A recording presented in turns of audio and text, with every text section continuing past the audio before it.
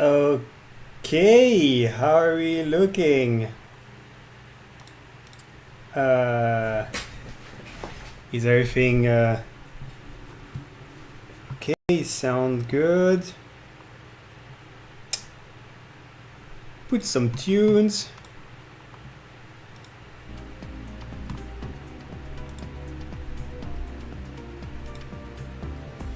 Okay. Yeah, so we're streaming a little bit earlier than usual. I wanna try it out. This is gonna be a pretty long build. Just want to make sure that we have time to do everything to the end. So yeah, we have a new video setup. Check this out. How reactive. So that will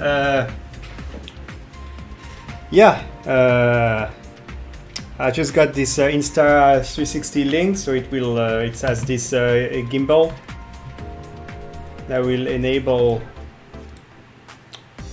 having a look at the bench. Later on, when I go over to the test equipment, we'll be able to have a look at this too.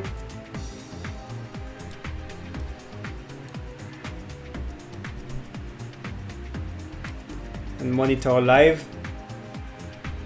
Yo, Mavu. You. So I will have a really nice look at how things are going on the bench when testing out the motors. And just overall trying to improve the stream each time we go live. So that being said, let's look at what we're building today. So we have this Wingman HDZero that we're building with X12 light. We have our new Happy Model, Tiny Whoop and Fractal Engineering motors. Absolutely beautiful. HDZero Whoop light bundle. And one of these 90 HDZero Nano 90 cams. So yeah, I've just freshly printed these boxes, by the way. And I ran out of this orange, so I'm now going through the transparent blue. Looks pretty neat. And I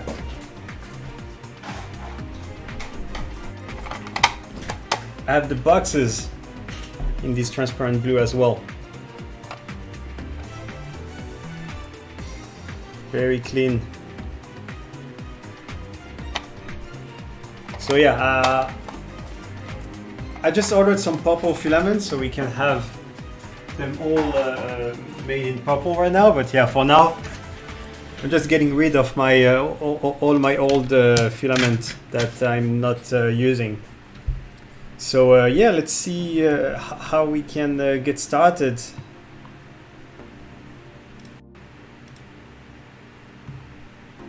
With the best view. How is that?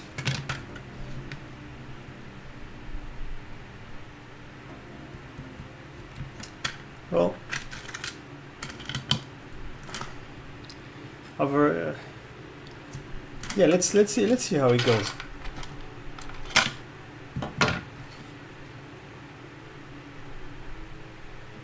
Because before we used to take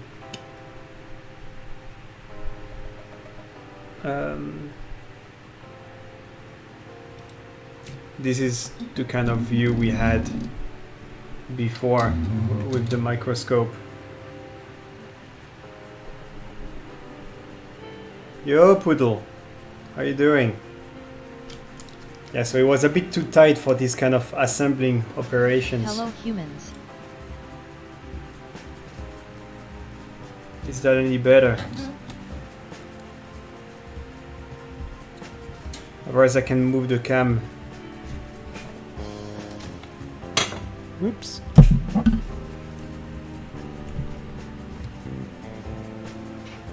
In a more top-down situation.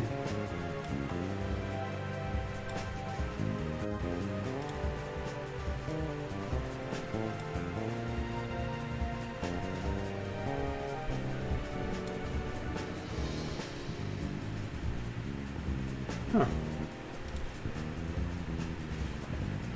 How is that?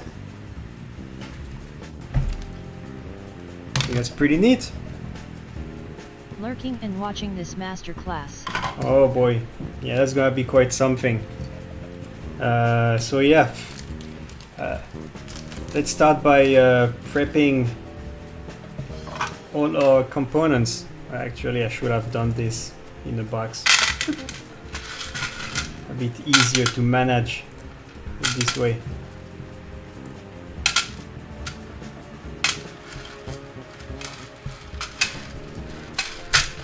Okay, let's start with these guys.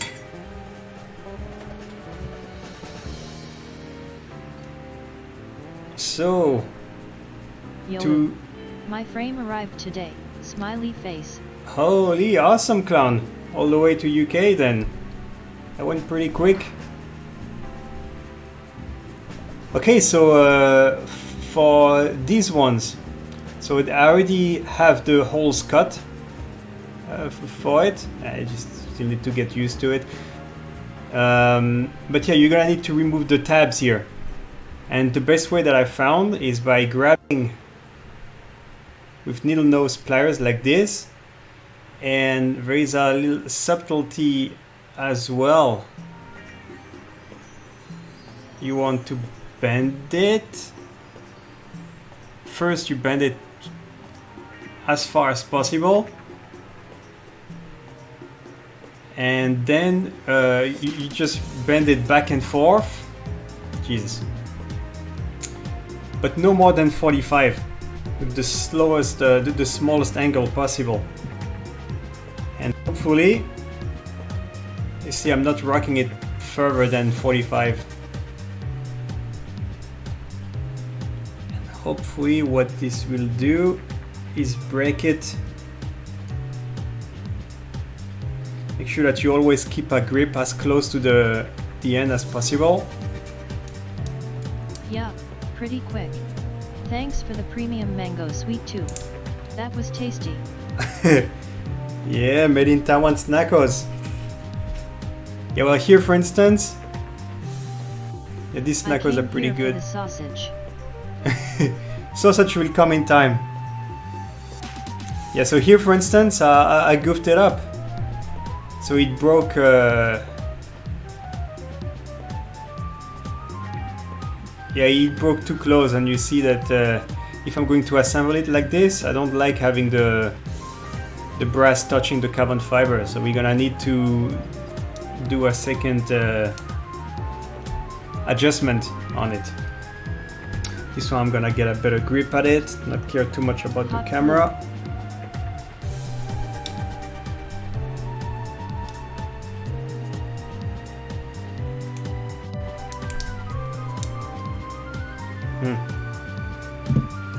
Yeah, it can be a bit temperamental. This one I goofed it up as well. Hot glue, yes, but yeah, it can get loose, and with vibration and so on, taking the batteries in and out, eventually it may break through. And if you get both ends touching the carbon fiber, you're gonna have a bad time. So now that I goofed up both sides, what we're gonna do is push this. This brass piece is held in place by these two little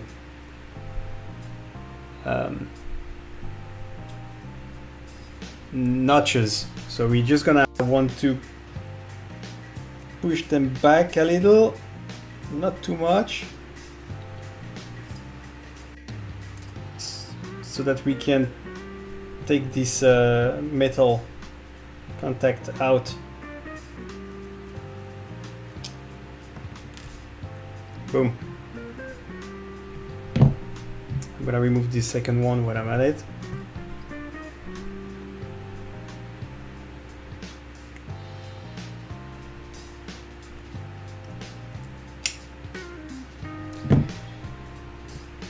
Boom, so I got both.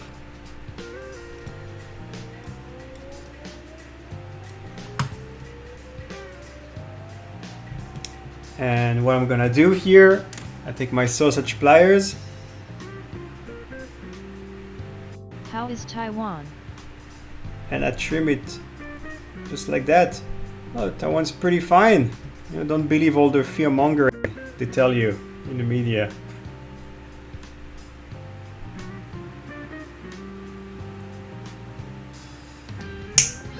Snip. So here you have an example.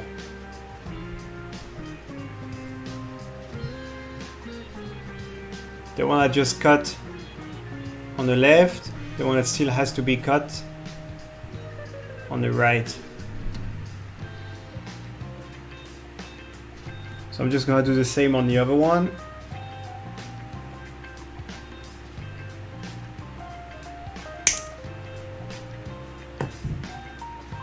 You're gonna need good pliers, by the way. I don't think that you can do it very easily with yeah, the stamped metal kind.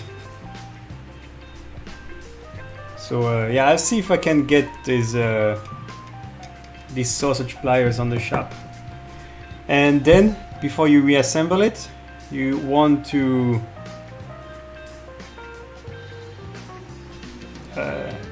bend these notches back. Great. Yeah, bend them back a little so that they can do the job again.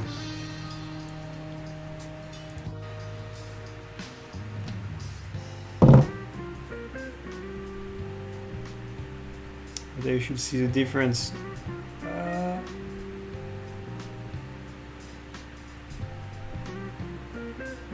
Yeah, on the left, still pushed and fixed on the other side.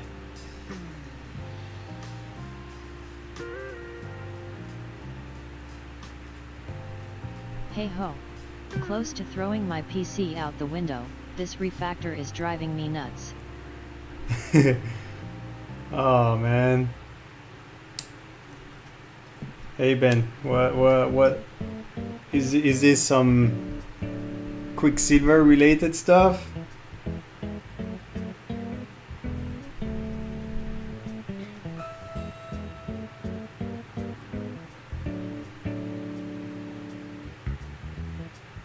Oh man. Yeah, I mean, Not work. yeah, I've noticed you've been quiet lately.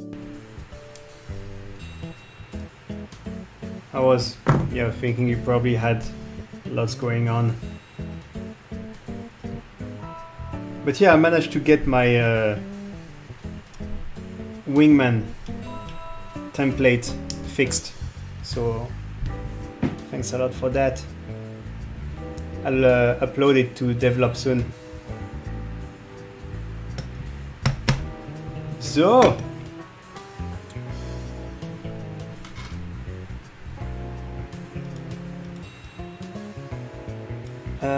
maybe I can reduce the music a little bit.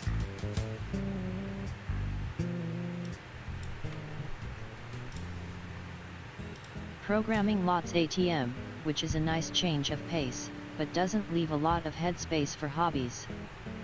Yeah. I can I can tell I can relate so much here. But I get what you mean. Yeah, so next we're just gonna install the battery holder. Yeah, so you need the short plate. I remember that the positive side some tricky stuff goes to the front. Last week or so. What is your main job? Well, you're looking at it.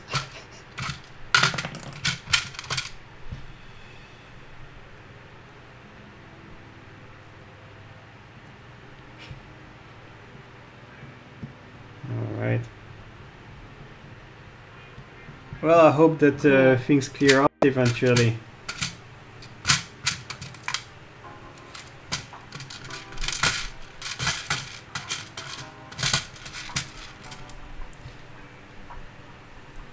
Not that Quicksilver needs a lot of maintenance right now. It's been running so good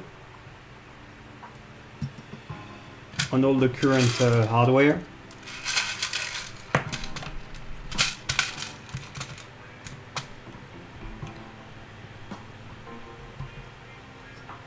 I figure 2 weeks or so.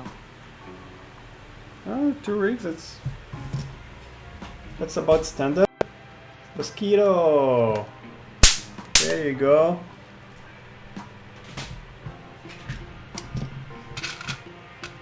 That's a 1-0 for us.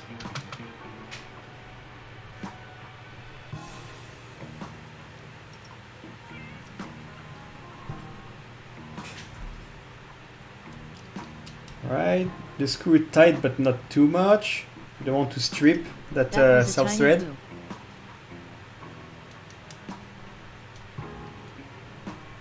Oh yeah, very tiny. Up. Alright, here we have our sub-assembly with the brass far from touching the carbon. You get like a good 1 or 2 millimeters of clearance, and we're all good to proceed. Next, we'll do the stack. So you want to take these M2 times 5 millimeter screws, and yeah, some of these standoff, they tend to have a hard side, one side that's a bit harder to thread than the other. So if it doesn't go well through one of the sides, just try to put it on the other one, and it will be much easier to thread through the opposite side when everything is in place.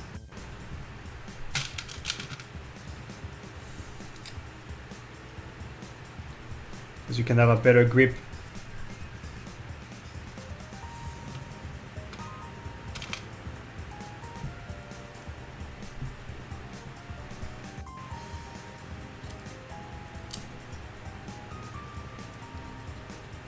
Huh. I think I forgot the arms, but I need to take a quick jump downstairs to get the arms.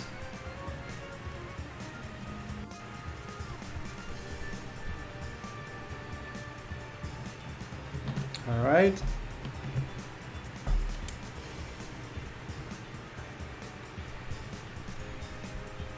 Then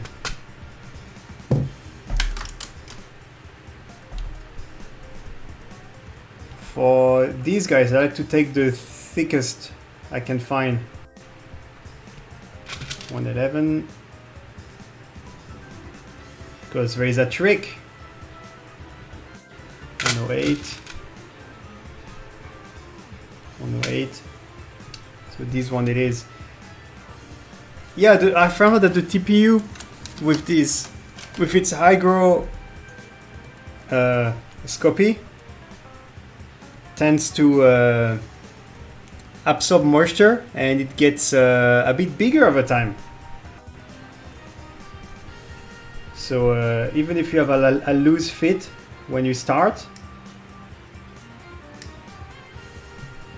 it will get better over time. Some of my prototype now is super tight, very snug. Well, also I live in like 80+% humidity Taiwan, so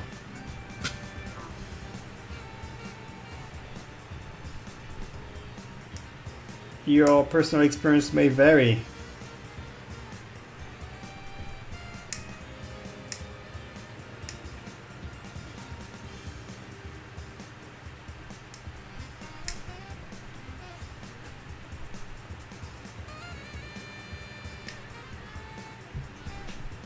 Go. Mosquito. Let's see. XOXO.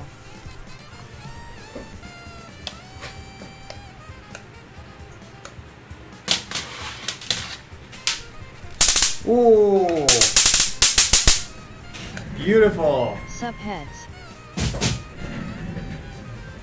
Hey, The tiny who. Coxonoxo. Nice shirt, Eve. Representing.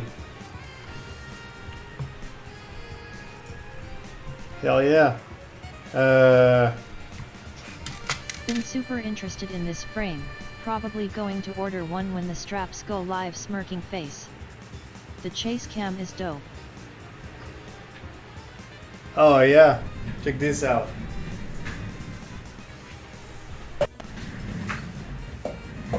See how freaking responsive it is? Tracks so good.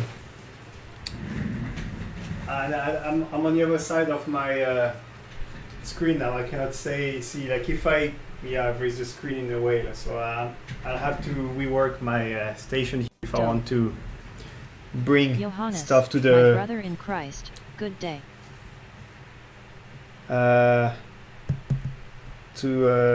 the test bench. Anyway, where is the bench? Good day. Yeah, that's epic, man. I need a reason for one grinning face with smiling eyes. Well, here's your reason. OnlyFans cam. Oh Smiley boy. face. Well, speaking of, I need to head downstairs really quick. Camera, Grab some focus arms. on right nipple, please. Perfect. So, I'll see you just in a few minutes. You can, Steam pork tell me buns. if it touched the corner.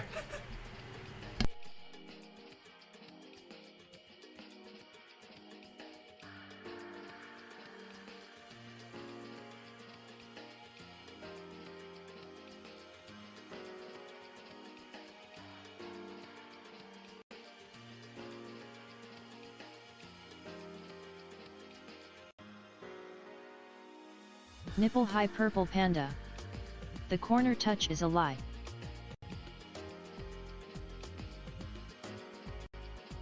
Teacher left the room. Let's do nuts. I've seen it happen twice in my life.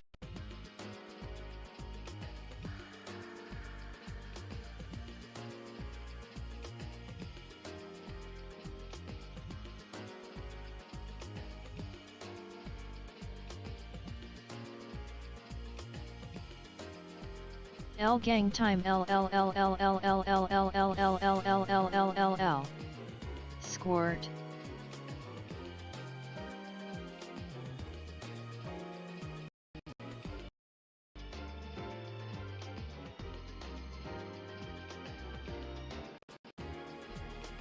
Moist moist moist. Oi!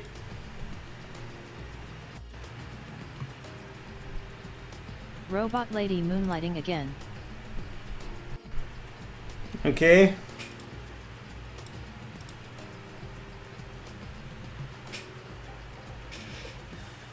Camera, please.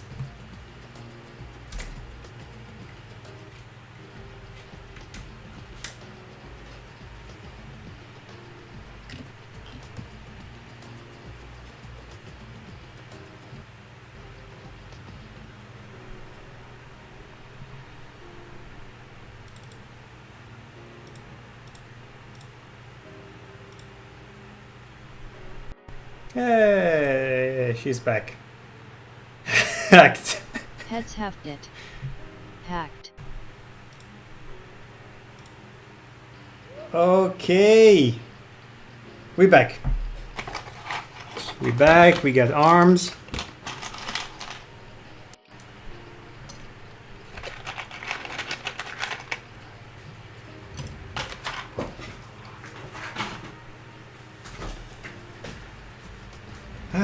Okay, That so was a this zoom. is where it gets. Yeah, not that. Okay. Well. Alright, we unpack the motors.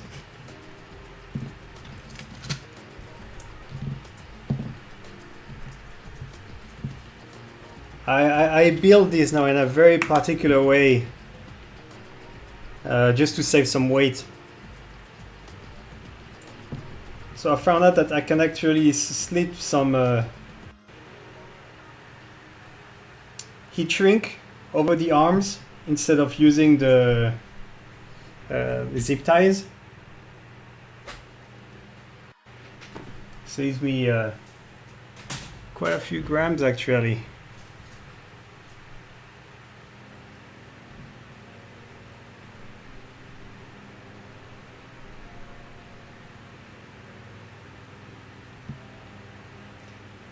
And of course, any grams that I gain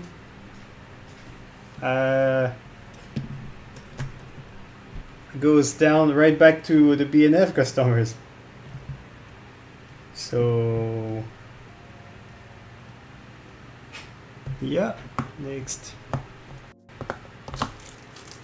screws.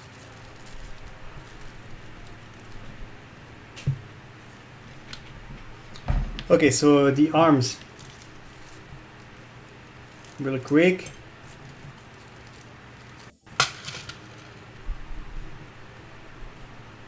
Just gonna put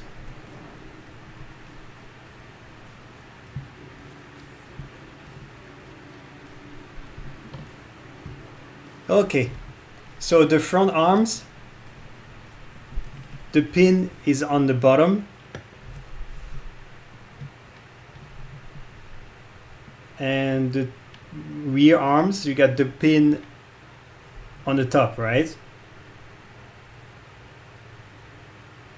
So you want to assemble 2 arms with the pin on the bottom and 2 with the pin on the top.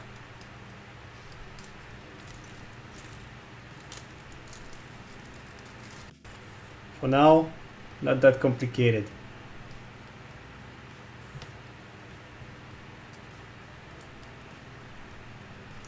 John cells will do it.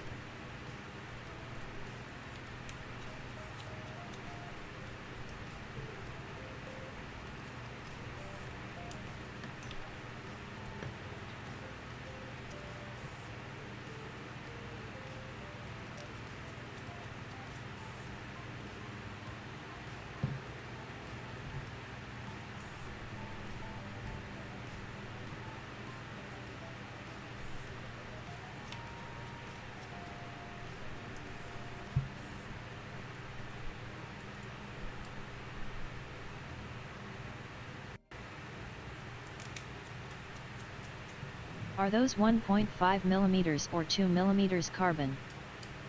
The arms are 2 mm, and the bottom top plate and camera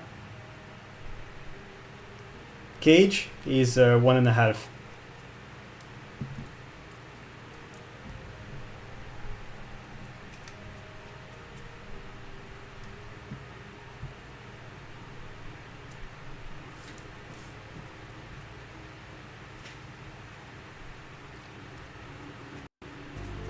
Ooh, I'm getting harassed by mosquitoes under my desk. It's about to go down again.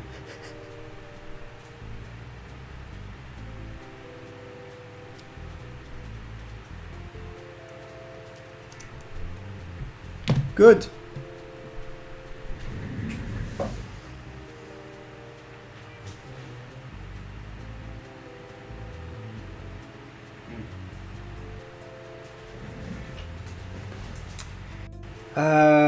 Then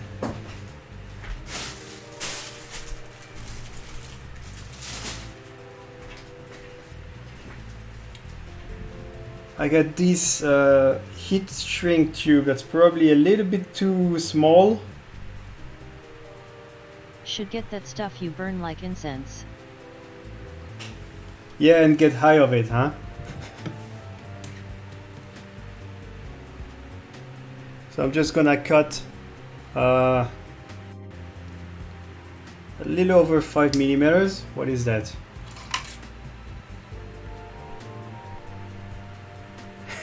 Yeah, it's exactly 5 millimeter strips. And they're not gonna fit. But I'm gonna show you a trick.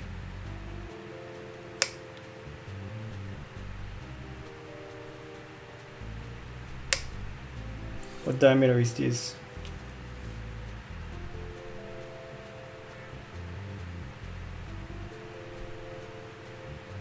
Oh, 5.0, 5 millimeter? Yeah, must be it then.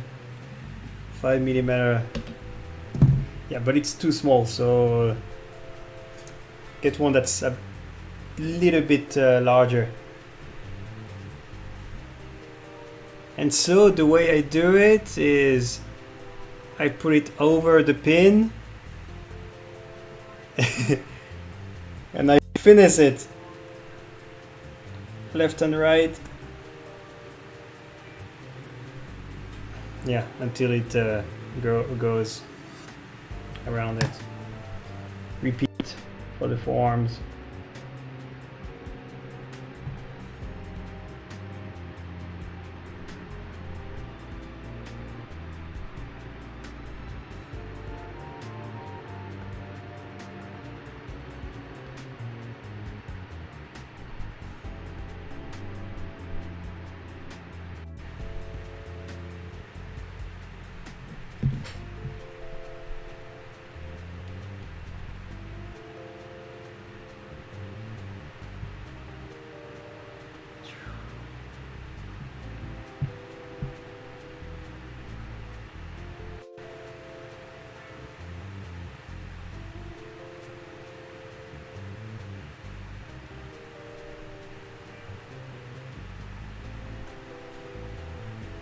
Good.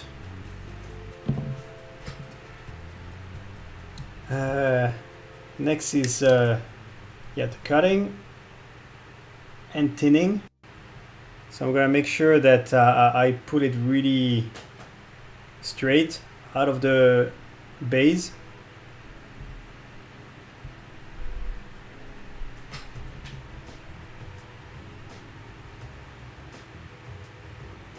Make sure that they are trimmed really flush.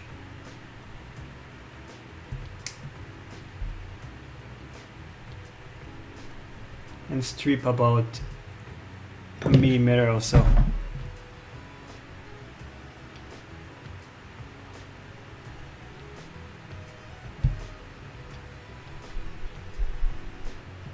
Again, times 4.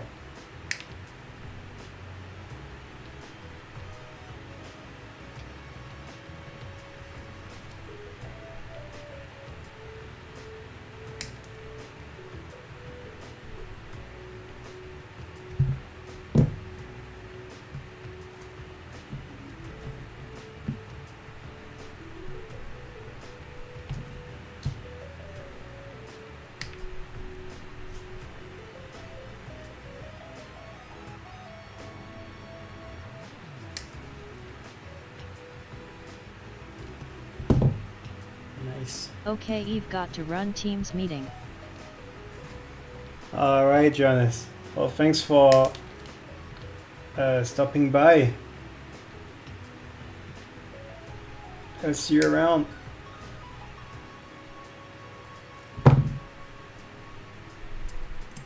Good. Yes, sir. And now that this is done, we'll tin them straight away to make sure that we don't accidentally fray them.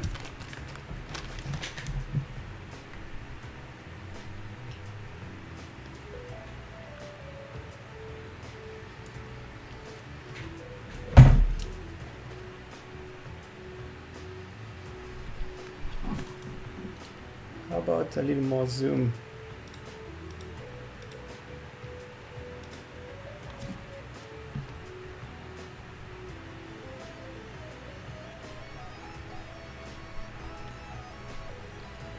That a new iron?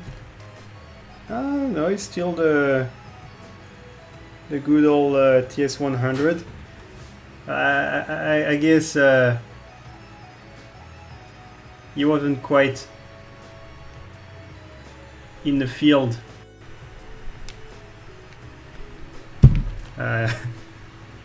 With the microscope.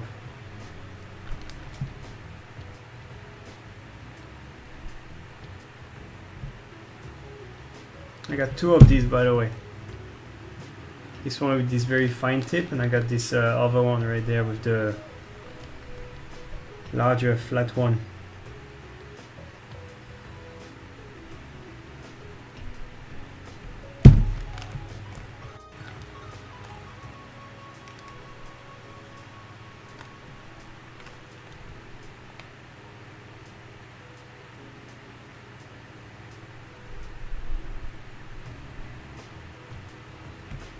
Never realized it was this swanky blue.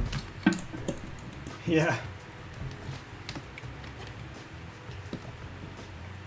It's pretty cute. I had to change the OLED on this one. I bought another TS100 to fix this one.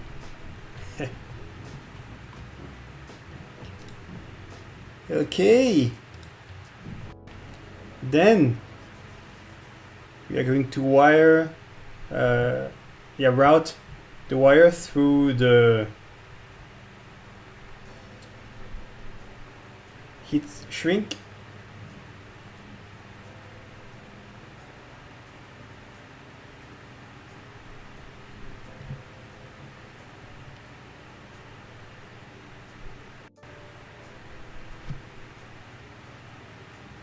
Just like so. Waving hand. Yo, flying sharks. How are you doing?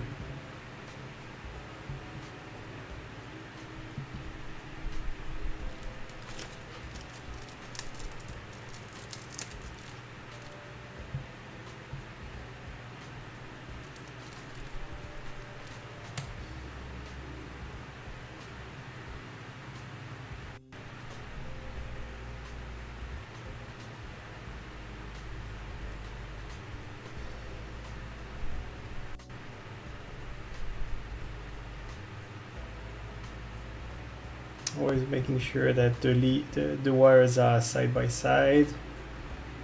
Get nice and neat.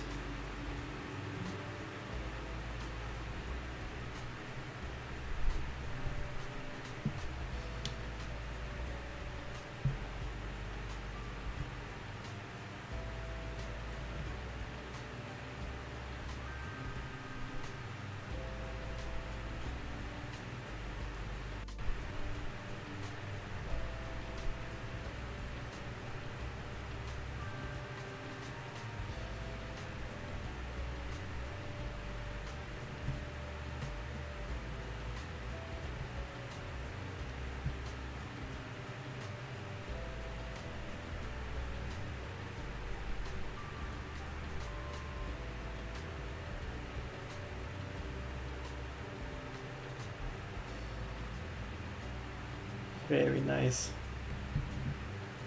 So we got our 4 motors with the heat shrink. I'm just gonna shrink them now. We're gonna be done with the motors for now.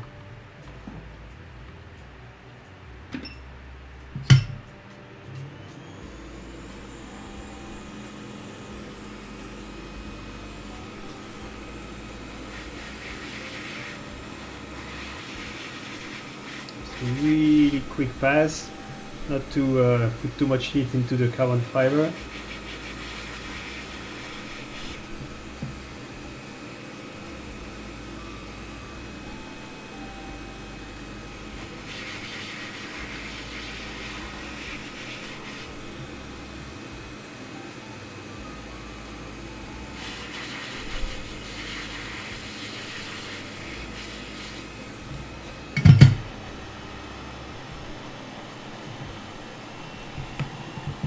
Looking good.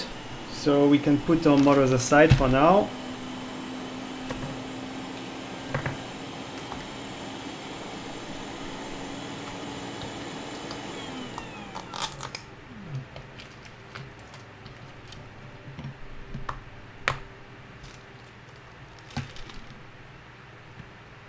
Because yeah, this batch here I didn't receive the X12 Lite with the plugs unsoldered, so we're gonna have to unsolder it ourselves. And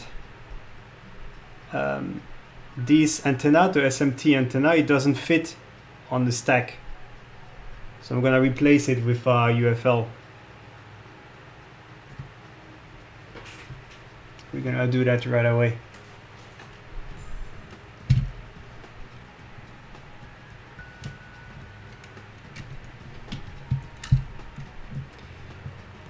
So this SMT antenna, I don't know if you can see, but on the ELRS, on X12 Lite, yeah, right there, there is nothing on the other side. So I'm gonna remove it by applying hot air to the B side of the antenna.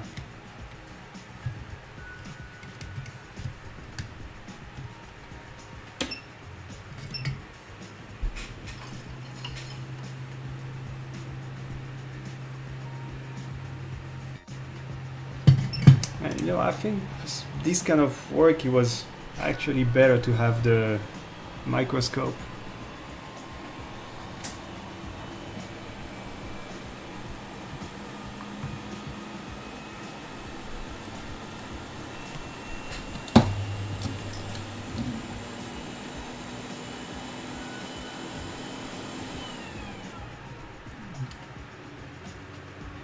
Yeah.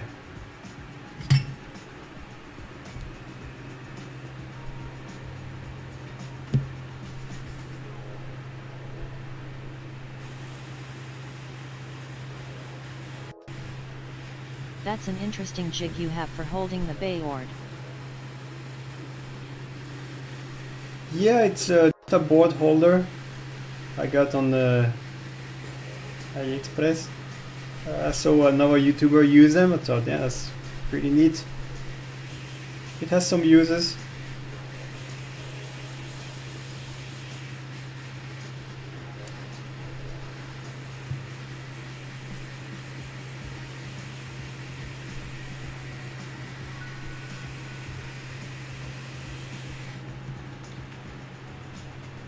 There you go. And we got our antenna completely unscathed. And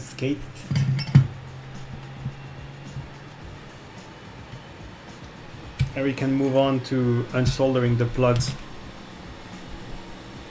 I find the one I have with flexible legs breaks after a while. Yeah, it's the one with the the magnifier and the flexible, the articulated crocodile things. Yeah, I never liked this one either. They don't hold position. This one at least may not be as flexible, but at least it's very sturdy.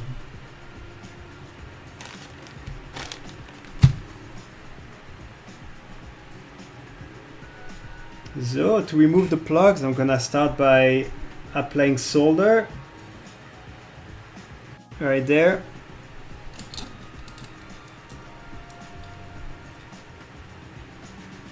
Solder to the 3 pads, and then I'm gonna come in with my needle nose pliers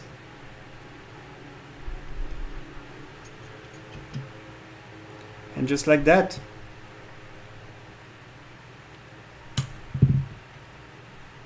So the trick here is just to add some solder so that you can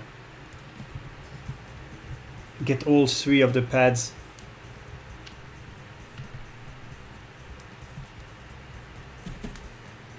Melted at the same time. This one is the most delicate because it has these 2 tiny resistors here, so you must be very cautious when removing it.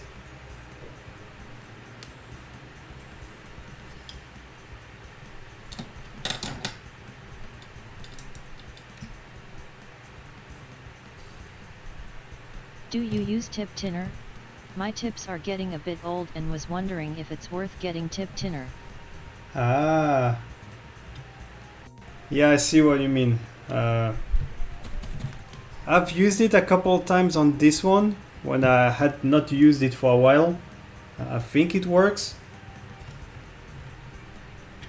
But in general, I stopped using wet sponge. Now I just I got this brass wool, and that's how I clean my tip. And I find that it seems to oxidize much slower now. Yet I've been using brass too. Yeah.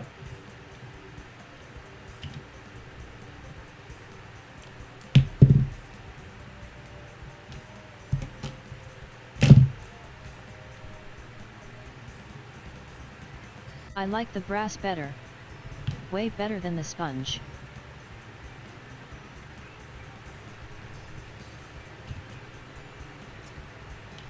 Yeah, I think once you find a good piece of brass, it does work a lot better. It's pretty neat.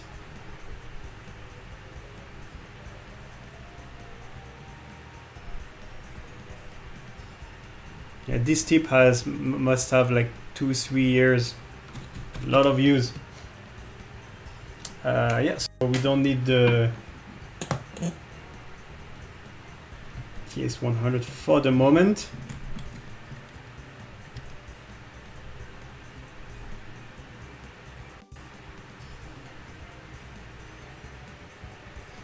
So yeah, when I was saying that this holder has some uses, like this is why I mean that it's not perfect for all applications. So you would think that it would be a good idea to clamp, use these clamps, right, to hold the board in place. The problem is that if you have components within the layout, and yeah, that are closer to the edge than these holders are deep, then you might end up knocking a component off. So like here, for instance, these two here, there's gonna be a problem, for instance. Pretty sure.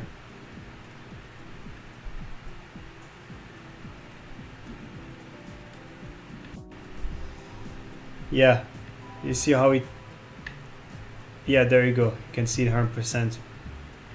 It fits in between here, but if I put it like this, it's rocking on these caps. So if I were to hold it like this, with the pressure, I might knock these capacitors off. And in general, it's just yeah, too much of a gamble to do this with every board.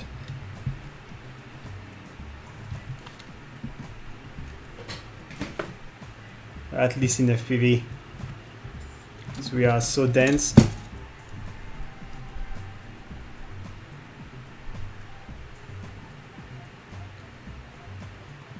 Okay, so now we're going to install this UFL.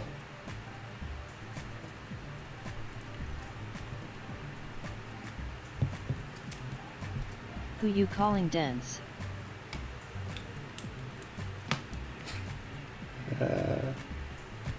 Certainly not you, don't take it personally, man.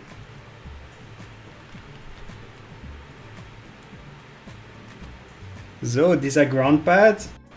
I'm gonna go Laughing face. in with the heat.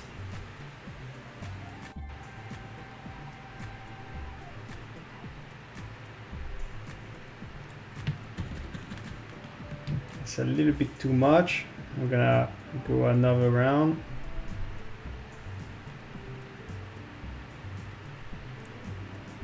Good. So now we have refilled this pad with proper leaded solder. Is not too much of it.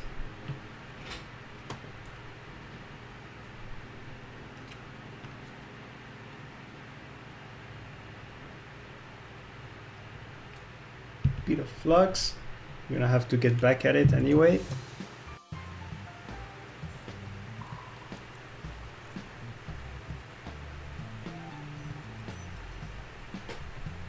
Can we get something to make the board flat?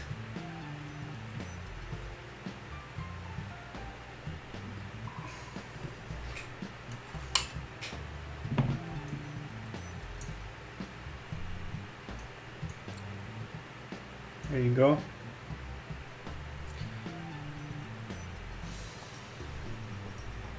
No.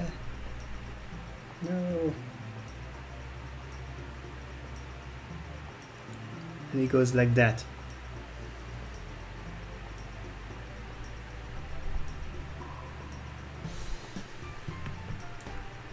Yes.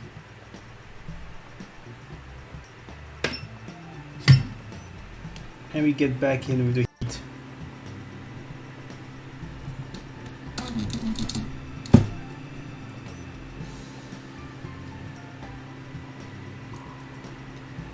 Look at this view.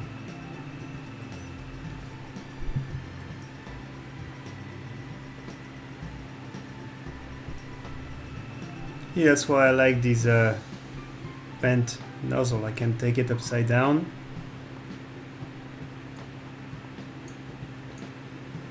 The design is very human.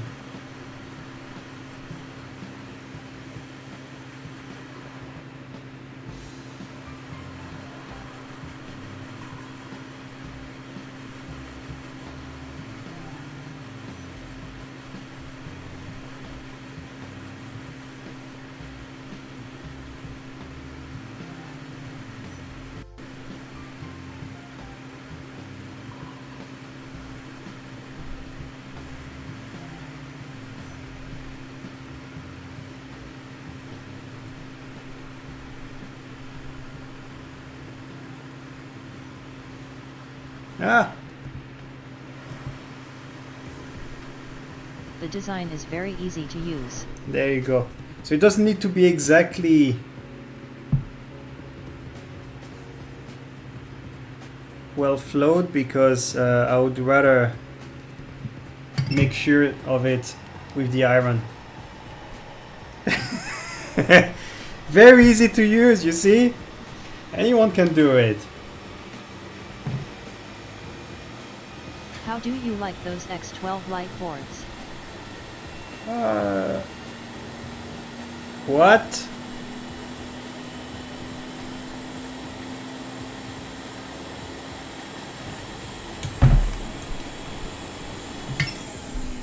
It's alright. I've had little issues with it. It's gonna reflow.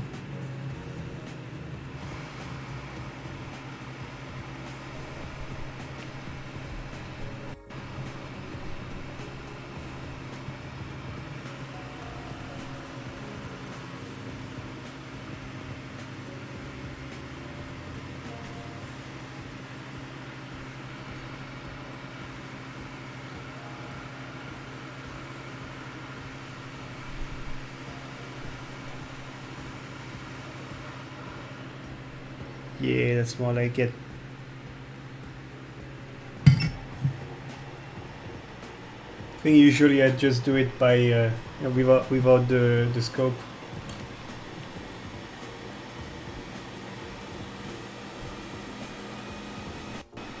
Perfect.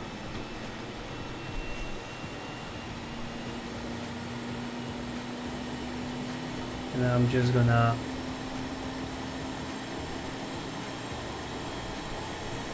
Everyone like that. just gonna make double sure and reflow with the iron.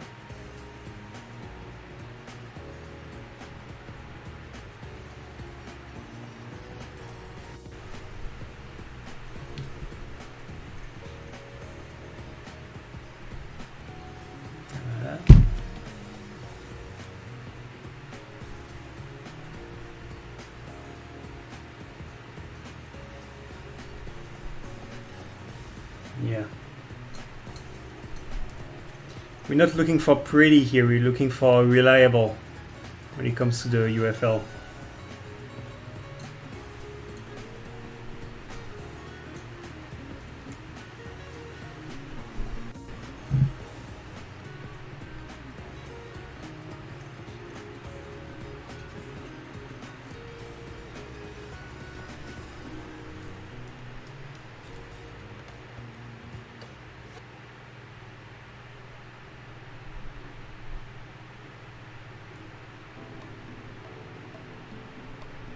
Looking Nice. good.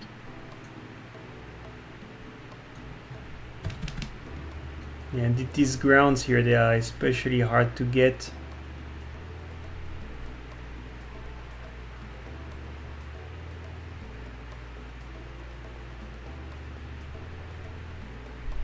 I think we have it.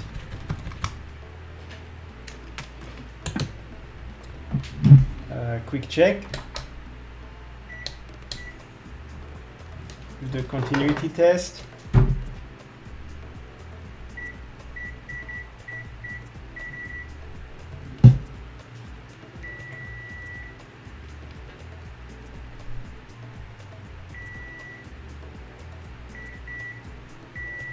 Pips in the center, not on the sides.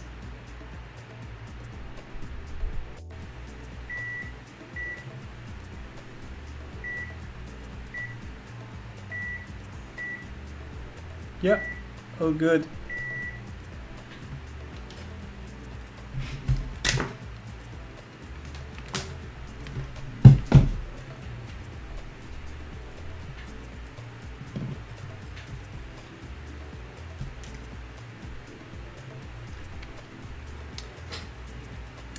That's the hardest part gone.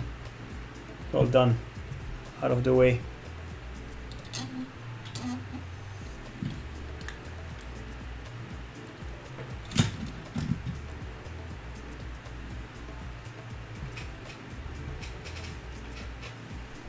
Yeah, just a quick clean.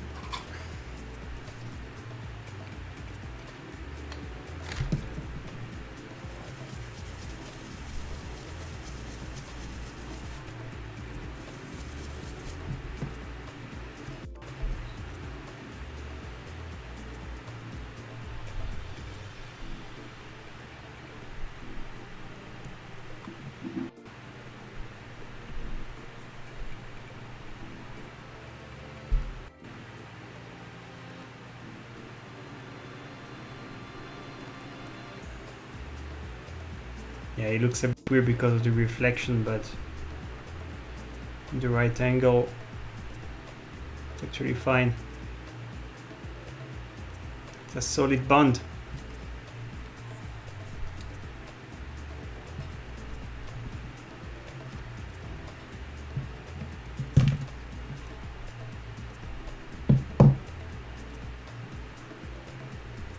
Okay, let's see. Just want to make sure of one thing. Can we flash it?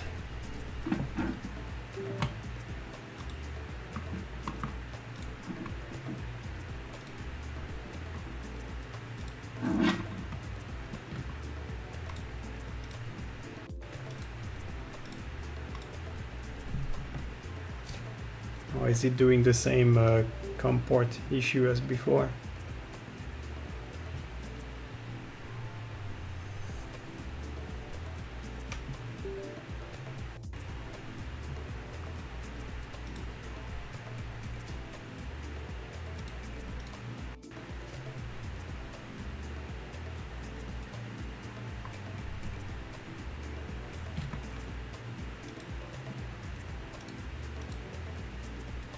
Ah. Okay, so we're flashing. That's good.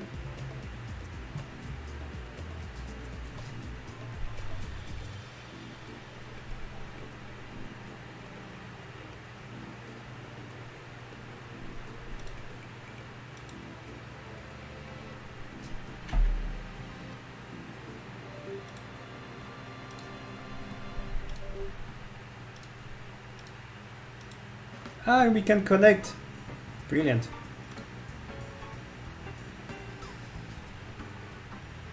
So yeah, I just want to quickly check the receiver before I go further.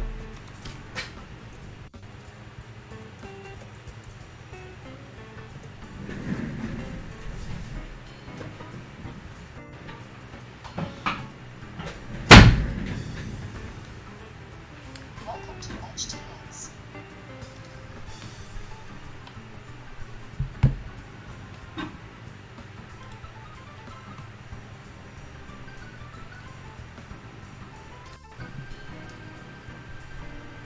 And we have bind, which means we didn't mess it up. Welcome to Edges.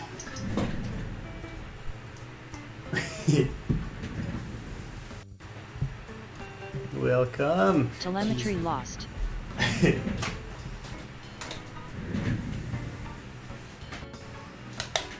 Okay, cover your ears. Actually, maybe.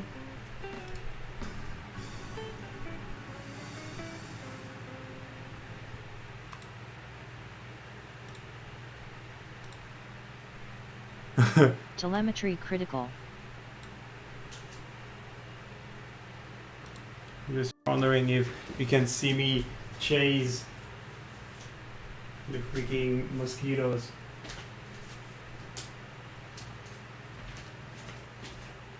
Ah, yeah, because it's focused on just my top half.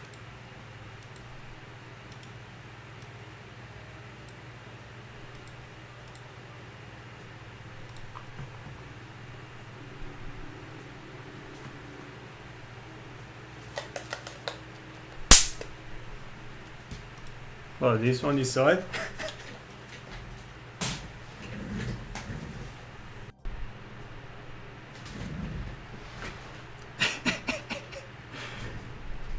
Hiding under the desk. Anyway, yeah, if you want to see more, just join my Patreon. What's the optimal For the drop-down rest of temperature for for the rest of the hoop-size assembly. MOSFET replacement? The tracking is meme-worthy. Face with tears of joy. Yeah, it's doing pretty good. Hot gun temperature. Okay, so well, obviously it depends on your specific iron of, I mean, a specific hot air station. But yeah, I set mine on 380 degrees and 20% air. So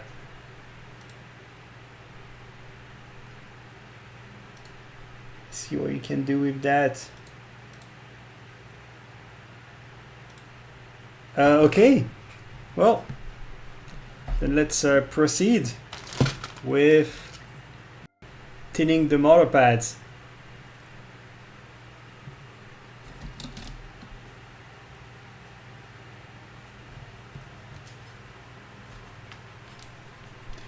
And my soldering iron, I set it on 370 degrees C, and I'm using 47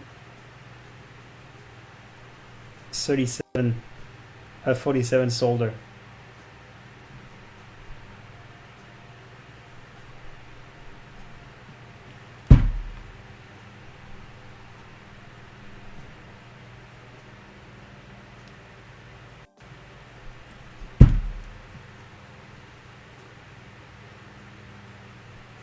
Just removing the old solder.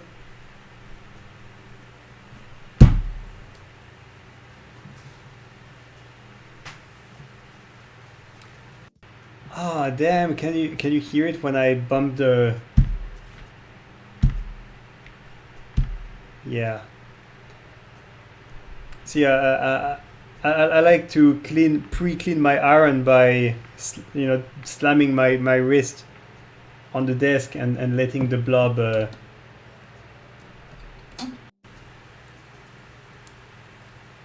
on the edge of the mat before I put it in the brass. Has it been really annoying doing the stream. Should I stop doing it? I think I can probably put my mic somewhere else for the next time. Anyway, tinning.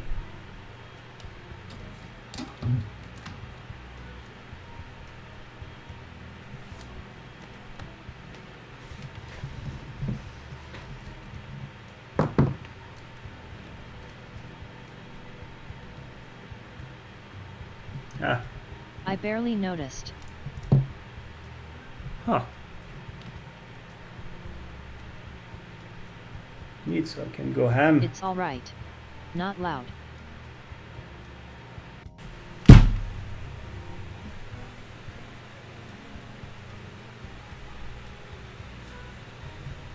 Yeah, so this is super delicate to solder. Although I'm used to working around my kids during the day. Had to overdo it now. How is it too? Finding out the boundaries. How much slam I can get away with. Yeah, I was saying this is so delicate because it's like 1.5 or 1.25 millimeter pitch. I don't think it's meant to be soldered side by side, so you need to. You must try to have a lot less solder than you will usually like on a diamond. You can slam me all day, my friend. Oh boy. What will Miss Hanfer think of that?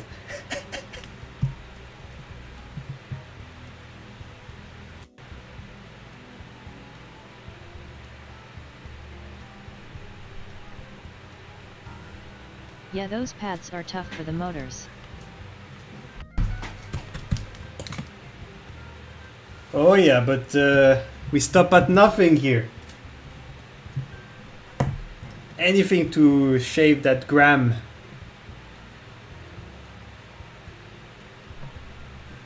Okay, oh, I'm also gonna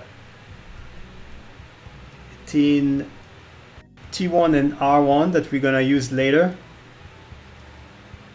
for HDZero.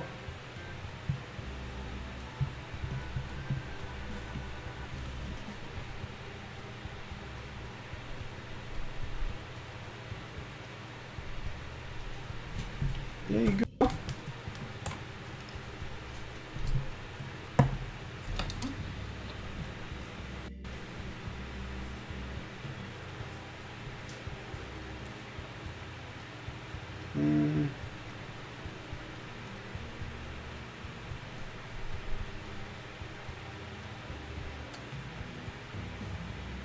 Oh yeah, okay, so next, to make our life a little bit easier when it's time to insert the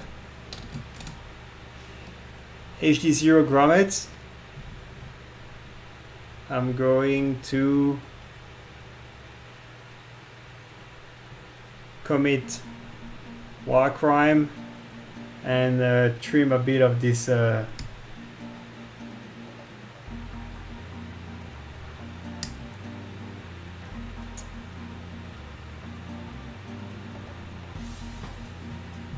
yeah, PCB.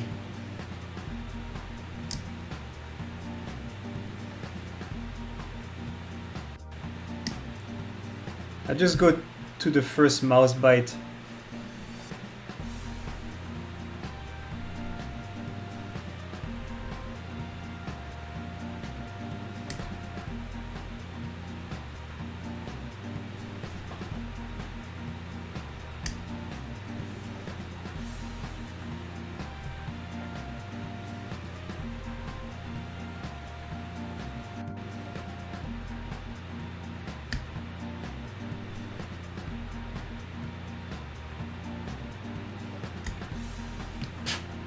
There you go.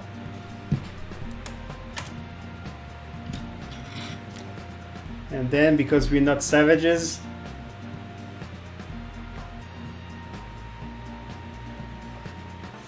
I'm also going to file the edges of that. Send the mouse bite for that extra 0.1 gram grinning squinting face. I used to do it systematically on all BNF actually.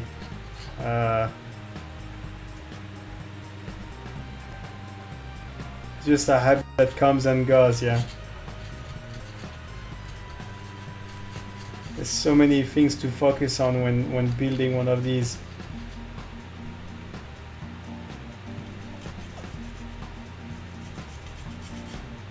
Or maybe something like, yeah, I got tired of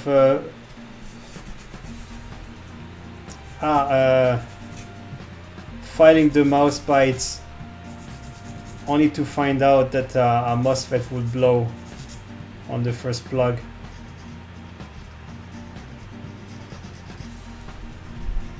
On the diamonds.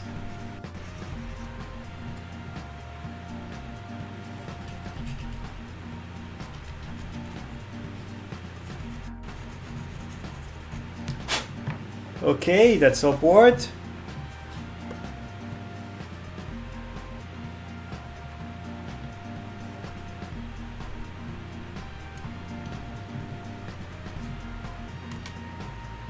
Now we're going to simulate. LOLOL, what's going everyone, what are we learning today? Grinning face.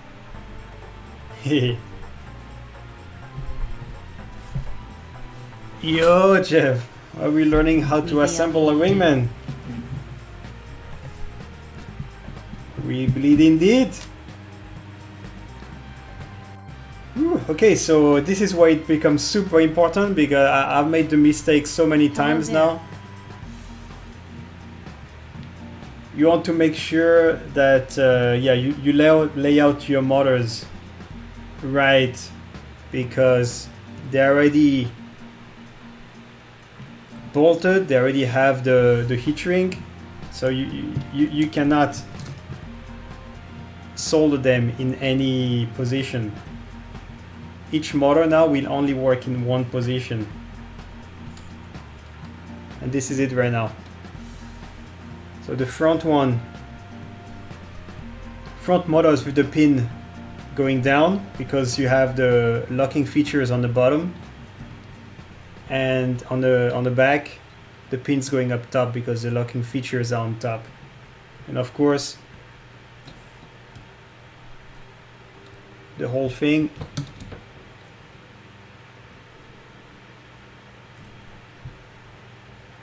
closing like so.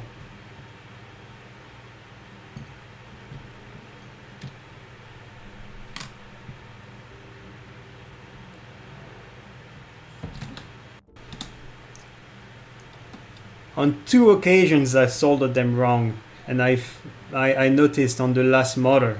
I was absolutely gutted. Not recommended.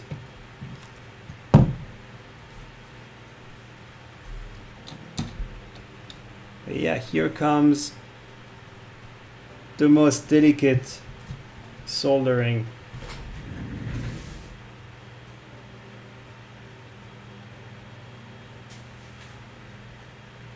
Operation.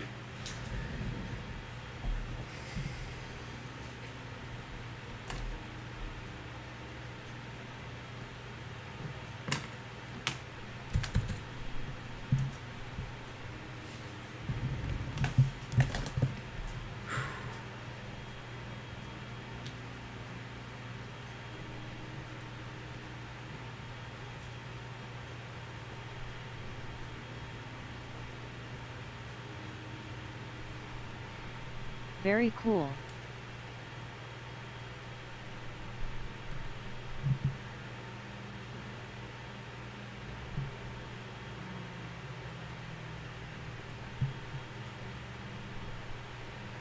So for the funny story about that is that I wouldn't have thought that this was possible to do. Solder like motor wires this tiny, in this tiny of a footprint. But yeah, when I help over at Armatan with some builds, I remember Randy handed me over a tadpole with the Success tiny F4 or something like that, and they removed the motor plugs. He told me, yeah, there you go, you just remove the plugs and you solder the motor directly. And I was like, what? You're fucking with me. There's no way that I can solder like big ass freaking motor wires on 1.25 millimeter footprint. But then he showed me. What up, my dude? And yeah, learning to solder difficult stuff teaches you to... The hardest part I have is seeing through the flux to tell if I've bridged the pads. Oh yeah. Well, this is when having sharp tweezers can help, because I can run these in between. I will do it later anyway to clean the flux. I think I have the wrong lighting LMAO.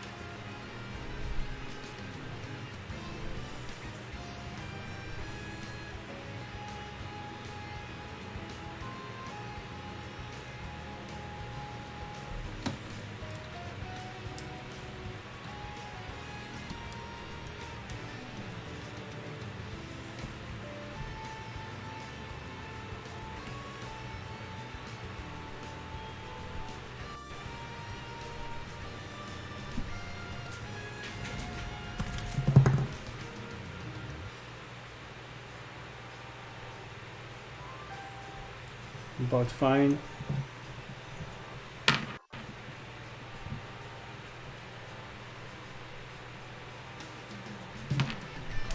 Let me make double sure about the orientation.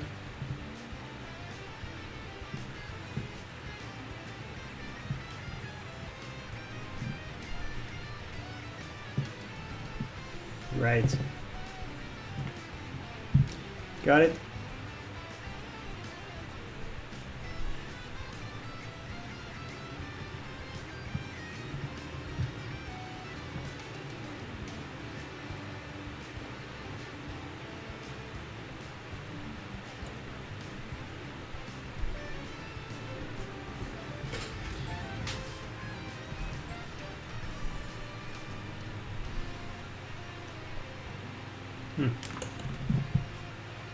Just gonna trim these wires.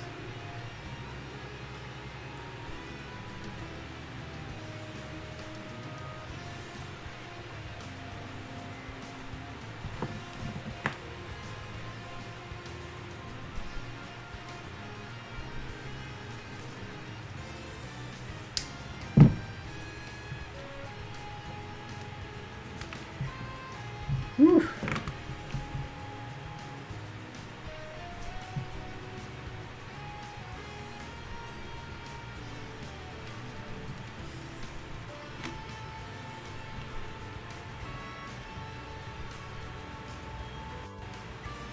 Oh man, you get a better view than me.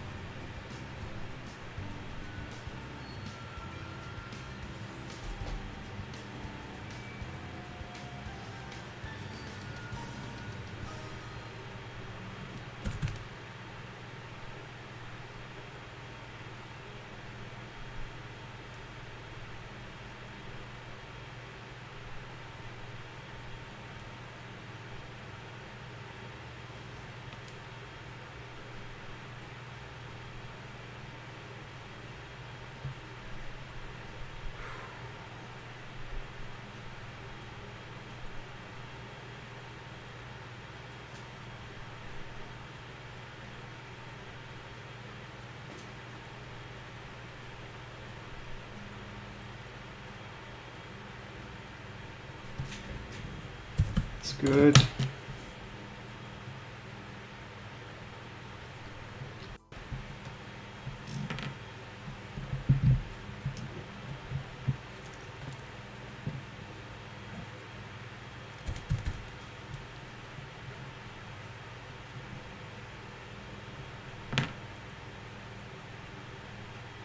Oh boy, the hardest one for the last.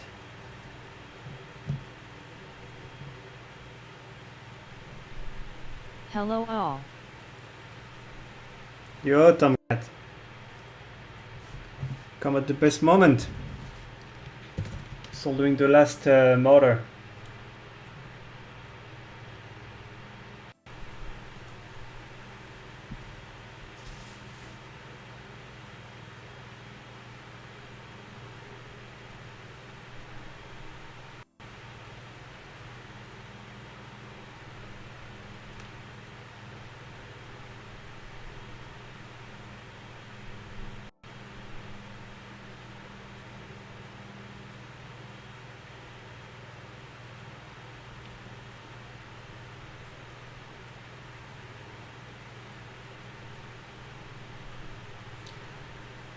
Ooh yeah! Oh man. That's it, this was the hardest bit.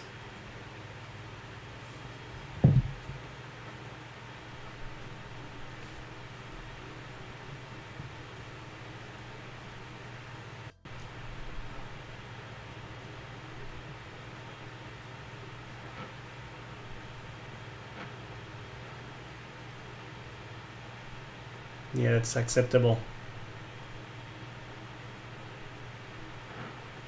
Yeah. Can clearly see the gap in between.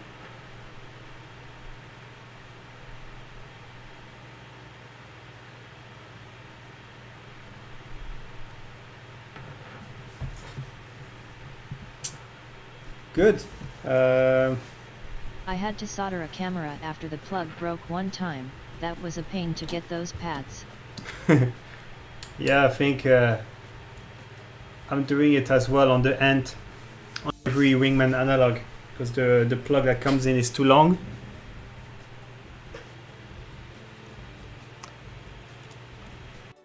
It's not easy.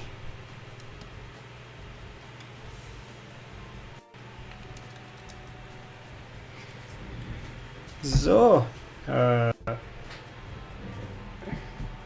we just need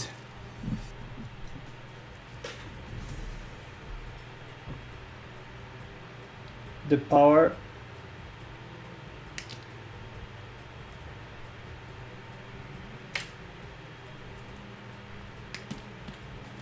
The UART and the VTX power. So I'm gonna do something a little bit illegal. Ooh, found one.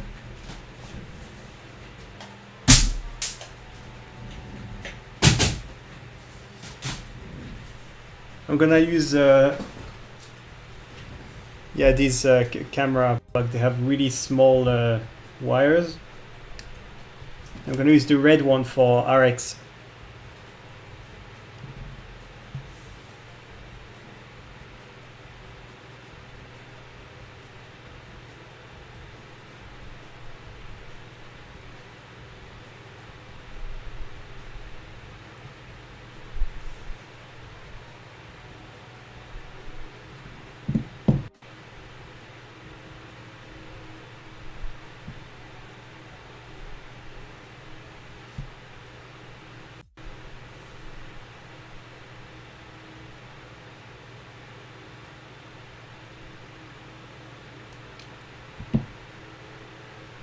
It's too long, but that's okay.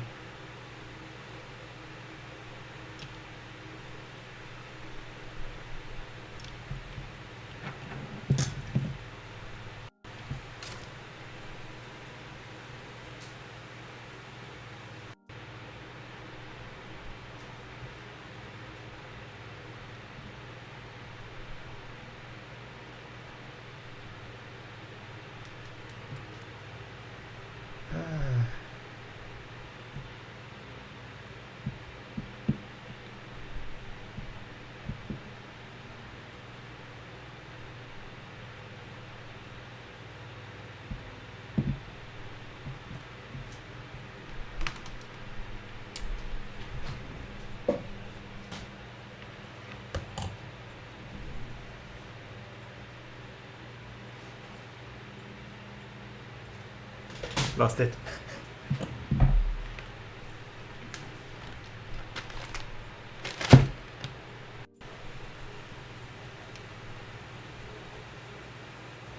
Alright, just a bit of thinning real quick.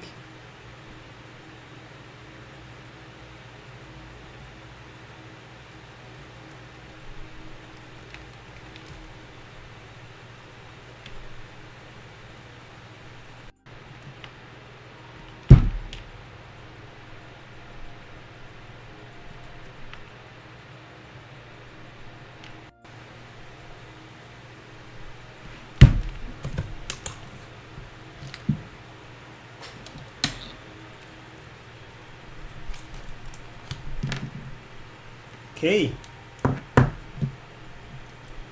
So, power.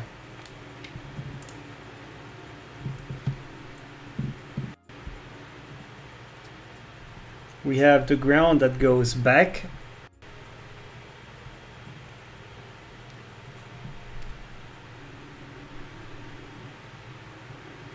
I'm gonna trim it practically flush.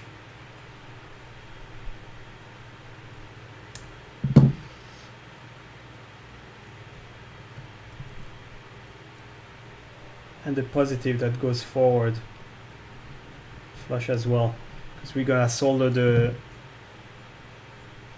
VTX power to it, so we don't have so much space.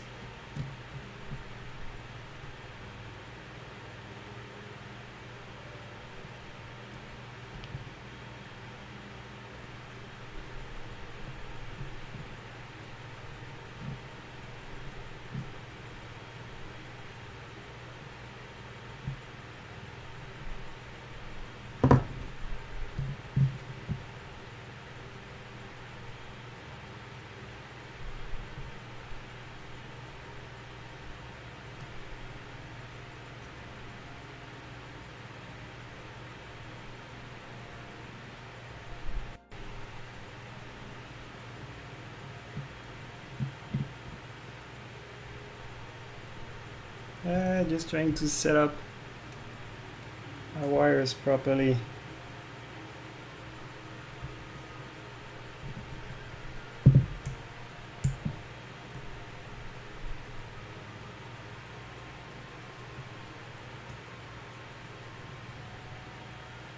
Ah! Yeah, okay, forget. I'll do one at a time.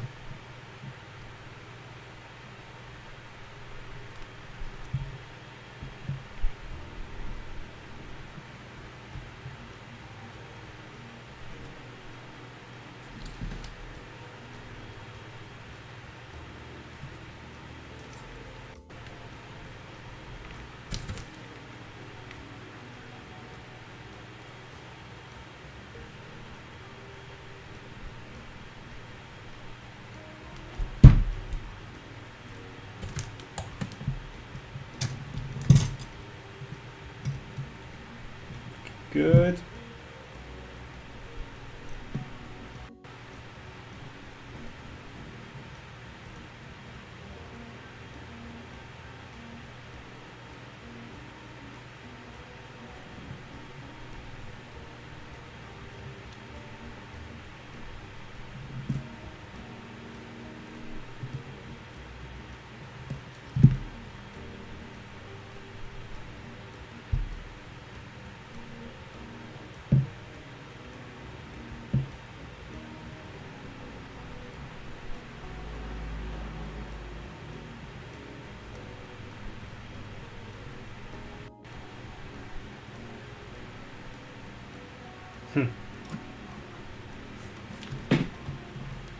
Yeah, sorry for the light on this one, but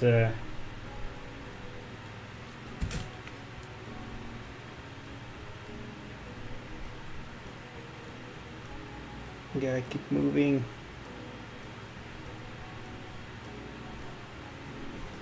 Good.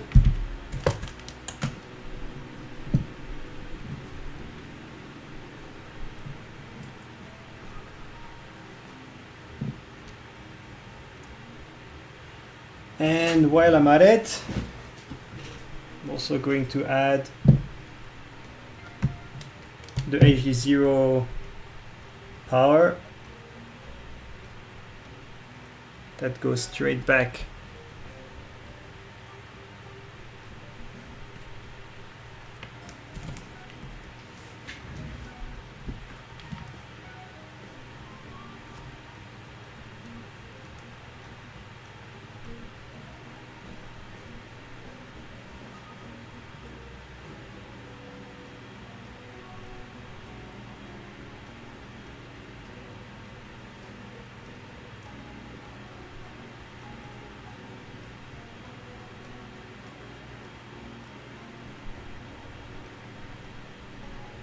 Good.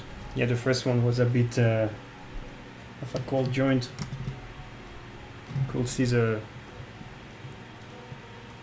both the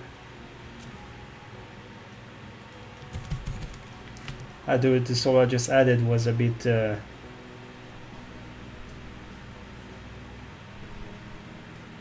not melted with the main blob.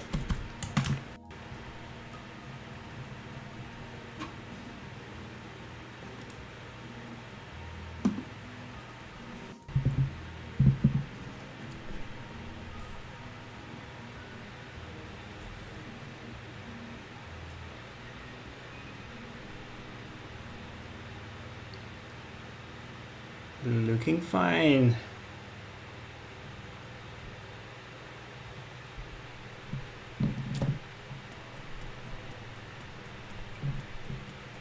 Then our UARTs, and we're done soldering the flight controller.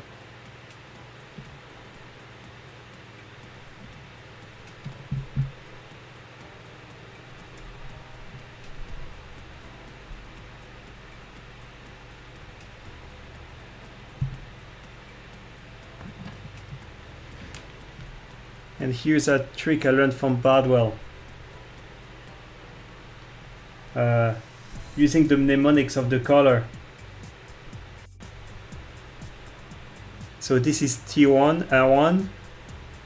Yeah, well, T, I don't have any color with a T.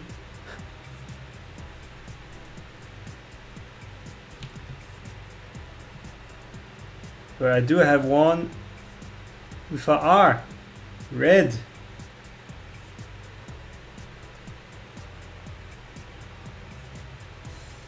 So I know that the red is RX.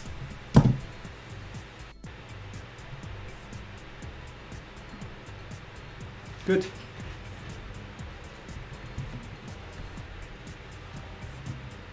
Well.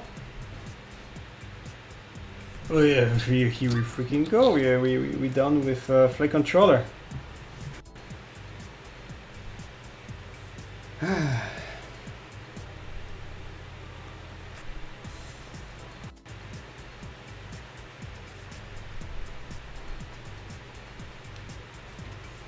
Let's give it a little cleanup.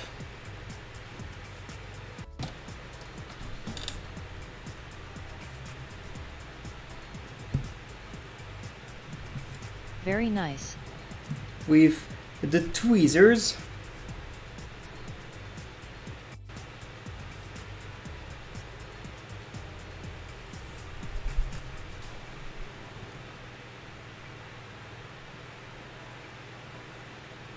Tweezers available on the shop, by the way. Super hard. Hardened stainless. Made in Taiwan. Tweezers. Super sharp, super well aligned.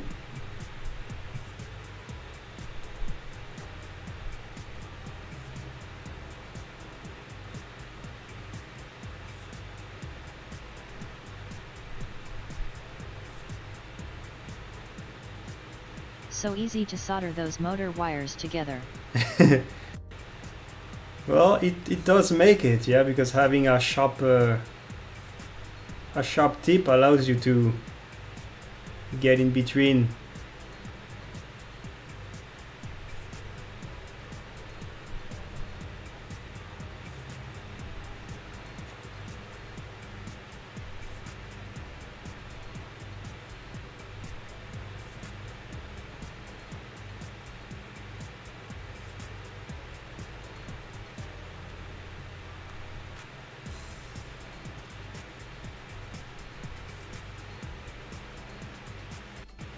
You did well, very nice joints. Yeah, thanks, mate. Yeah, I really try hard. To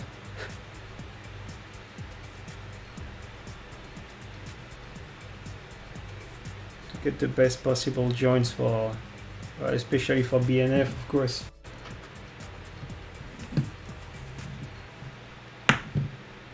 Beautiful joint means reliable.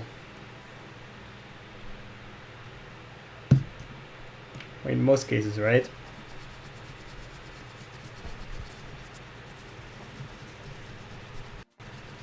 It's nice and shiny.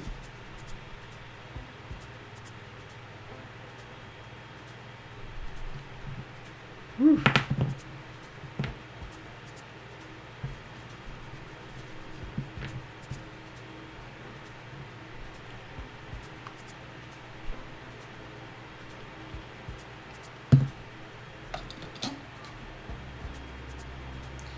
See how that cleans up.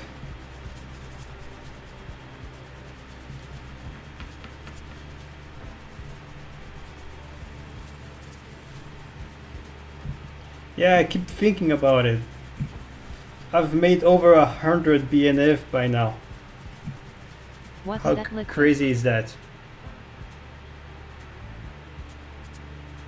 Liquid is PCB cleaner. It's yeah, it has no name. It's just some PCB cleaning yeah, liquid that I found at my local electronics shop.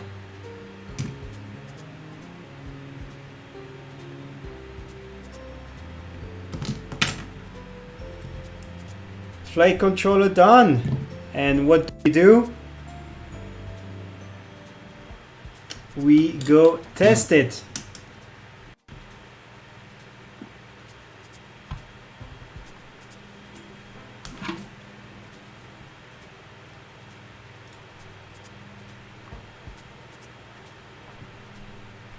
Hello.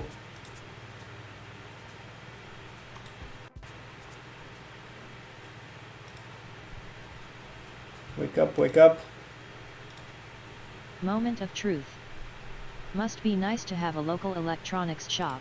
I don't think they have those in America anymore. Ah, yeah. Well, what is the name of that place that Spin more?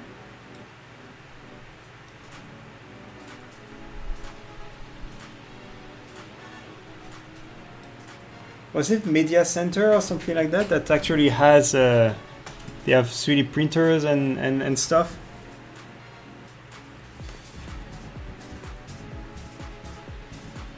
I don't remember. Micro Center slightly smiling face. Micro Center. Fries.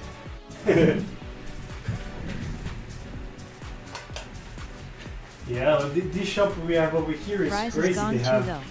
They have SMT components, they have LOL Fries grinning squinting face.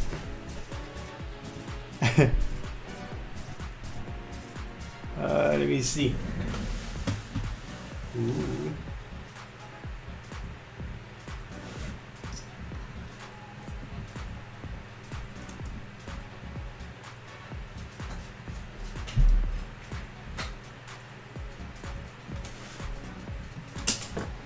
Is it a chain the shop you go? There are unfortunately very few micro centers anymore. It's not. I don't think it's a chain. It's just a local electronic shop. It's called Hohua.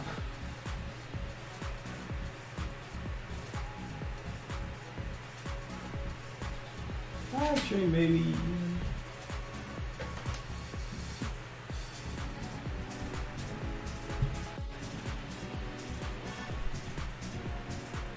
Yeah, this might just be it. Brilliant.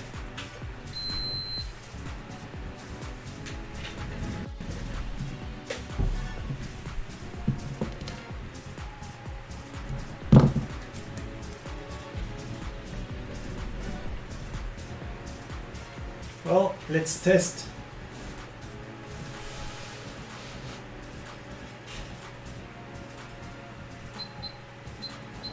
I have one walking distance, but I always get the blue eye tax, and I don't speak Chinese, so I just go AliExpress.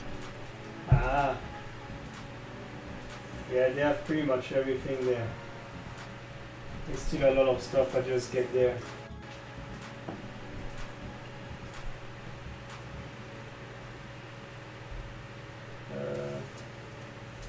Okay, so ground plus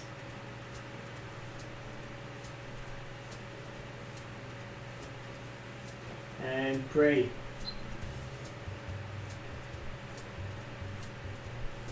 Looks good. We're pulling 250 milliamps.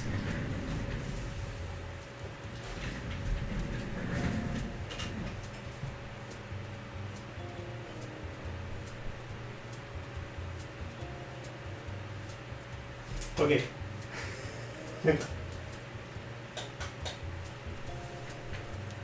Now I'm gonna plug into the ESC controller. Make sure the motors spin. Just like our Queen Josie.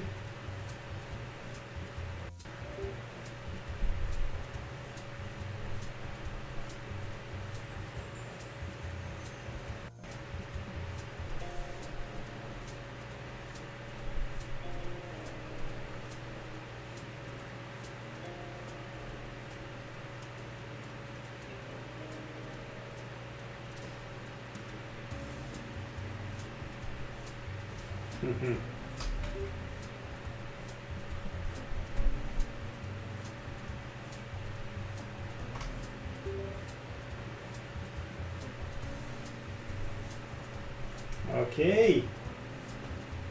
Power. And let's see this spin. Hey, we got all motor spin.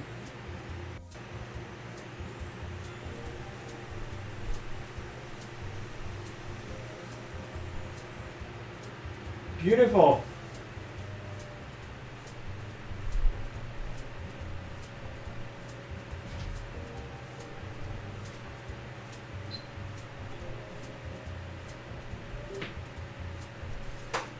That means we can proceed safely.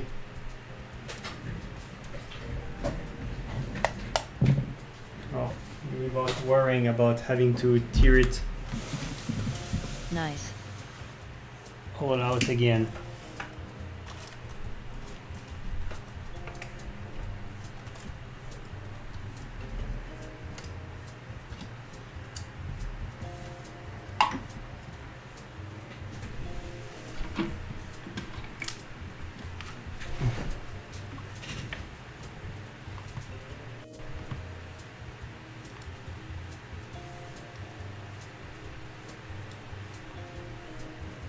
Yeah, not a great view, huh? See if I can.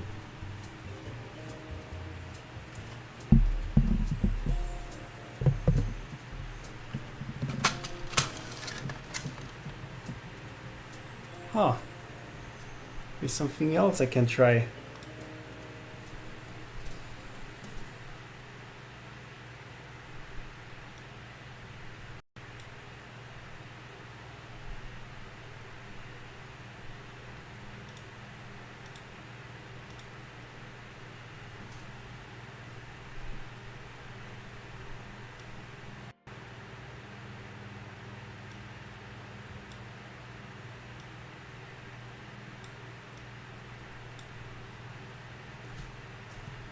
Is this good?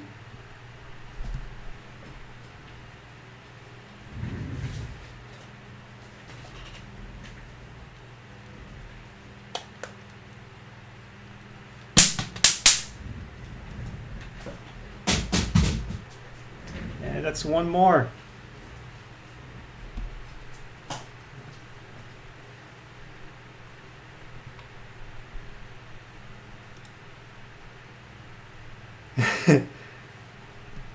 Yeah, it's pretty crazy at this time of the day.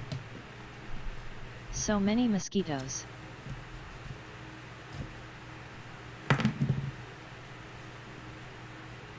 That looks like a pretty neat point of view.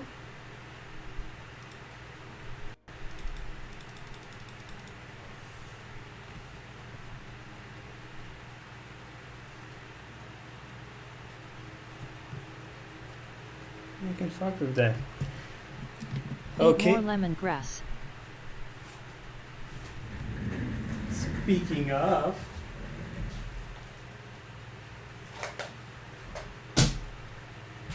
where is it?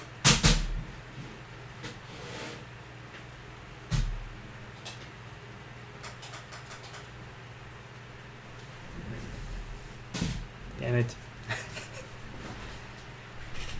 Okay.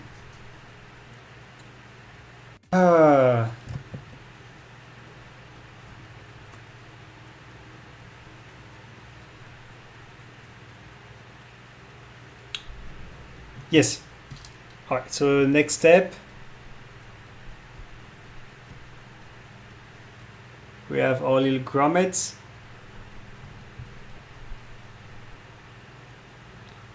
So the way I like to work them is I get as close as possible to the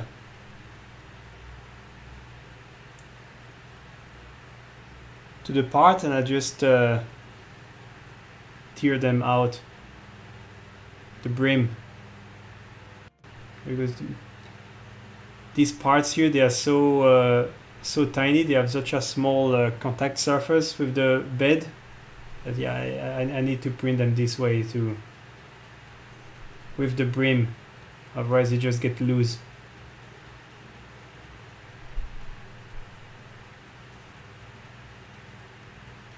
Especially with this material, TPE.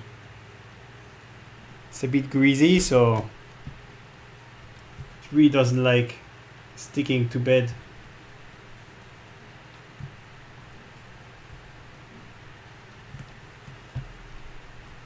Okay.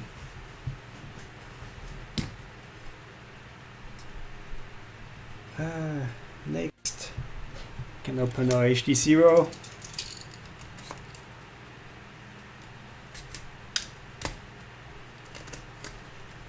HDZero.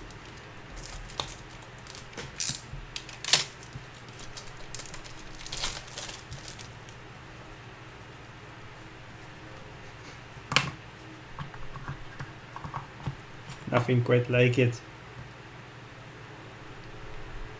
We got all the V8 VTX. I'm also gonna go ahead and attach the antenna.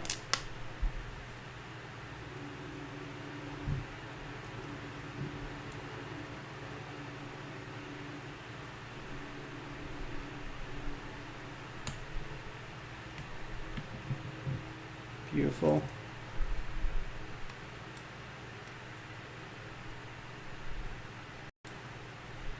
It's ours, this one. Yep. SPI ELRS on board, this one. And so you have your flight controller, right? So on the HDZero Wingman, the X12 Lite flight controller, it goes in the normal orientation. And the best Whoop Light orientation I found is like this.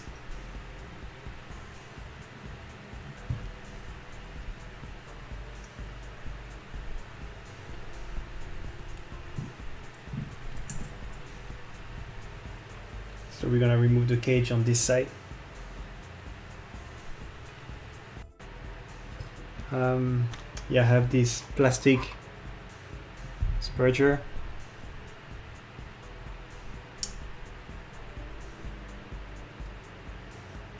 I'm just working my way around.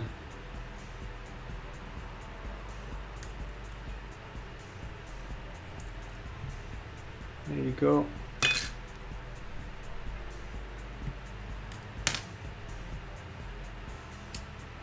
Yeah, actually, I could have waited a bit. I should have put these guys first. No big deal. Zero PCB design looks good. Oh yeah, they are super solid.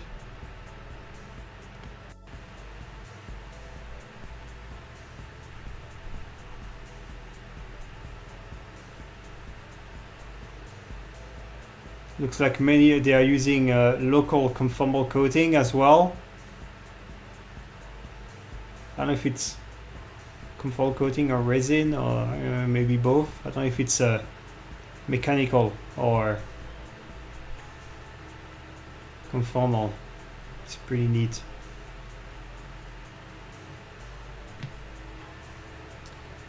Yeah, so the HDZero grommets, remember they have an orientation. There is a thick slot, like a wide slot, and a thin slot.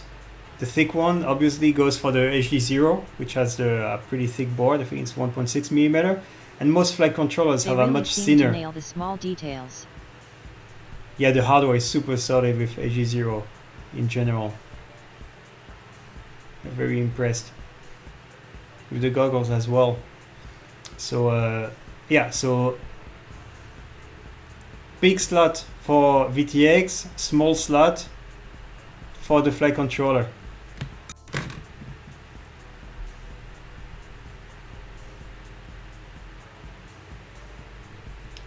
And since the VTX has this really thick, it's a bit harder to insert. I'm just gonna start with it.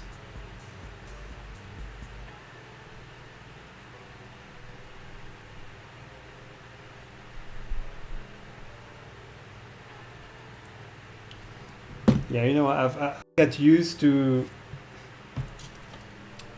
inserting the grommets with the cage on. I think I'm gonna keep doing that.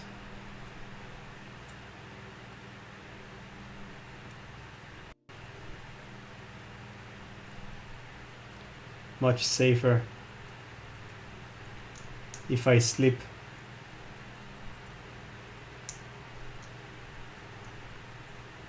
While inserting the grommet.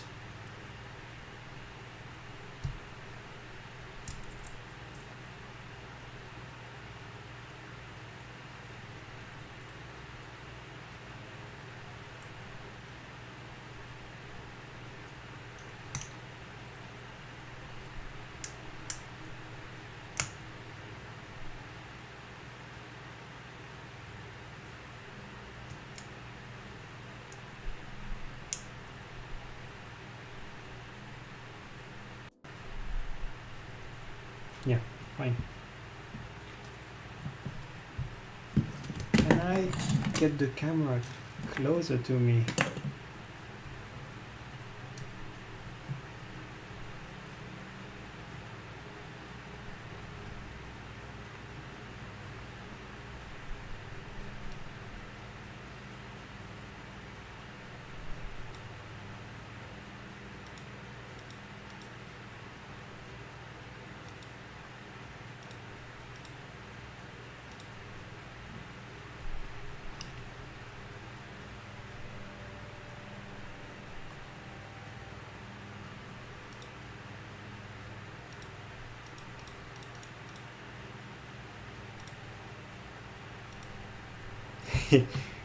Perfect.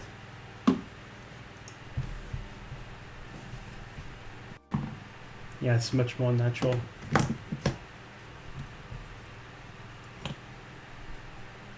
For me. Okay, so with my needle nose pliers, I just hold it like around half. Pinch it.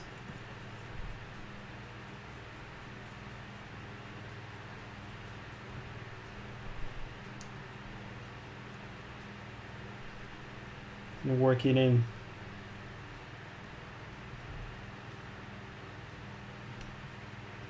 I'm still looking to have them molded, injected, rather than printed. You'll see, I'm still looking for a good supplier. Should be easier to assemble.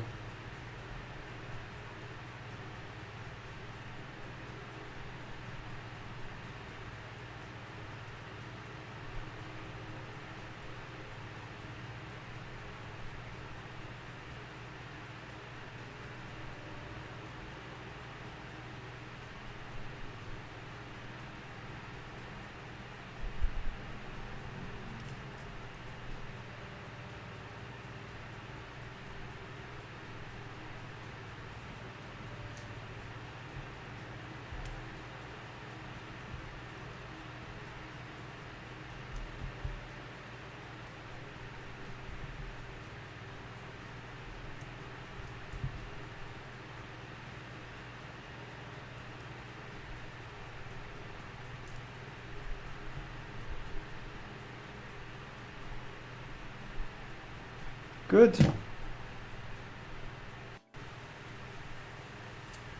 Got our grommets. Now it's time to put our stack on. So I'm just gonna remove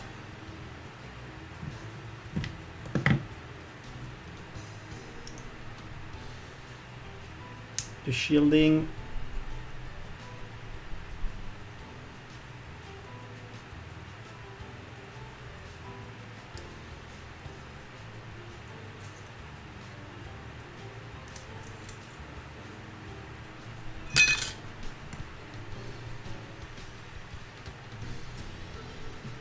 And yeah, as a reminder, the connectors goes on the power side.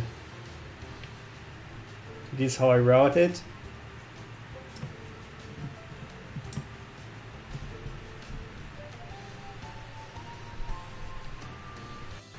Power goes around this inductor.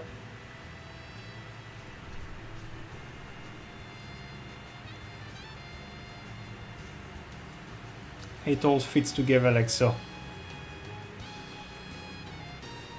Now to put it in, you just start with one.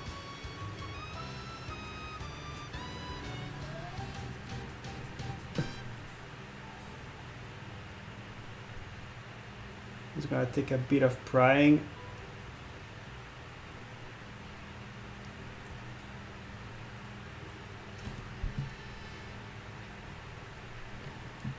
But you can do it. I believe in you.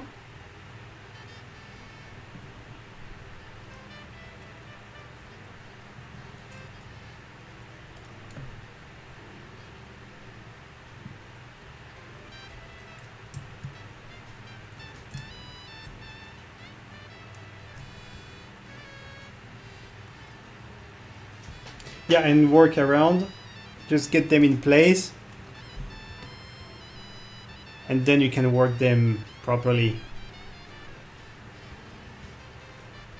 where they belong.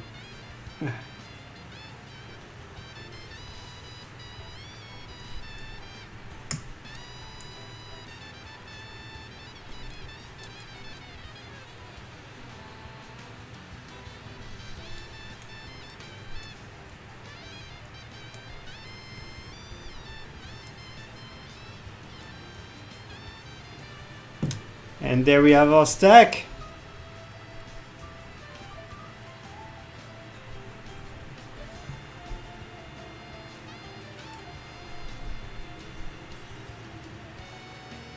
But we're not over.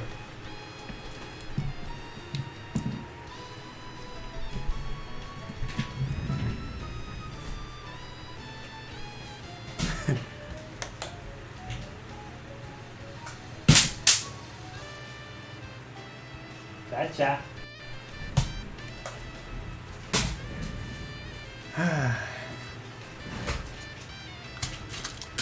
Alright, I'm gonna temporarily hold the flight controller with 2 screws.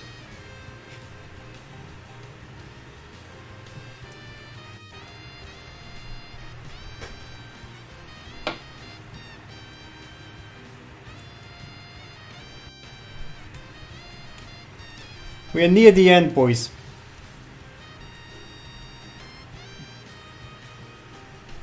Very near.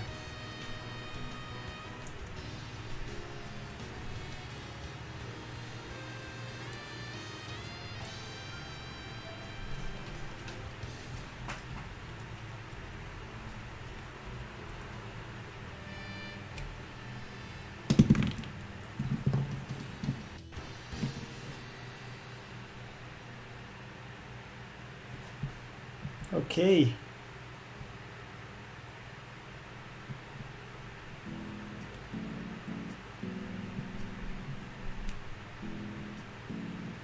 Next thing is the booster. And by that I don't mean the COVID-19.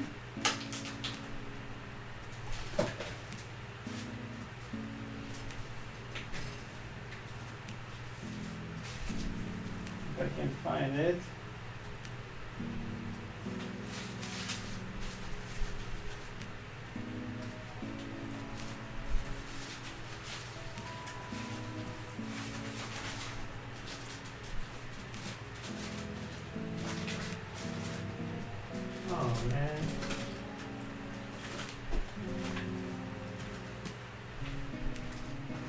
Where did I put my boosters? Whoa.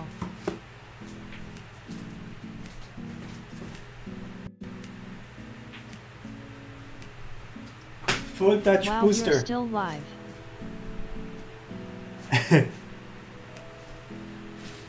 Because it's not over until it's flying.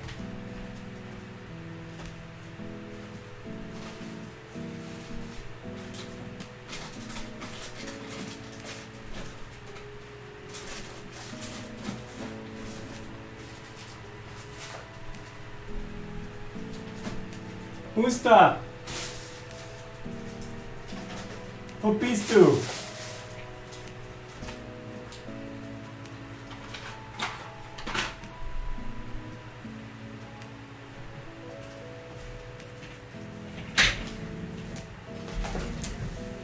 I have an idea. How about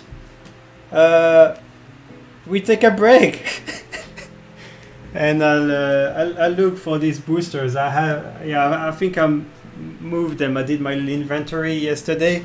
I have to look around, see if I can find them. So yeah, let's meet again in 5 minutes. We've been live for 2 hours now. Take a little break, and I'll see you in about 5-10 minutes. Yes.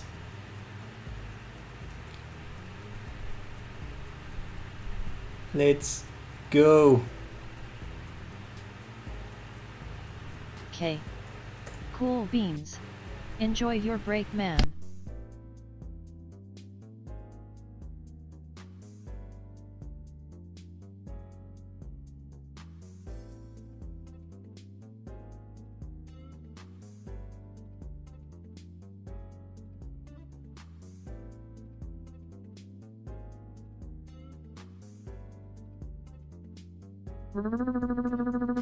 Right on.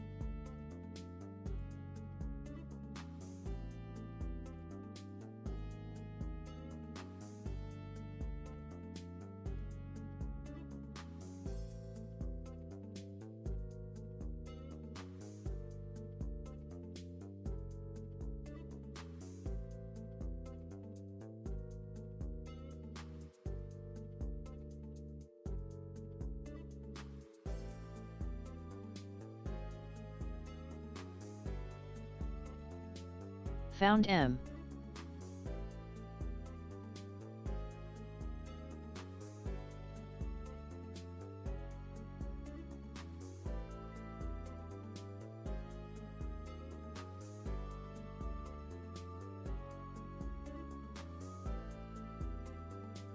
Smiley face.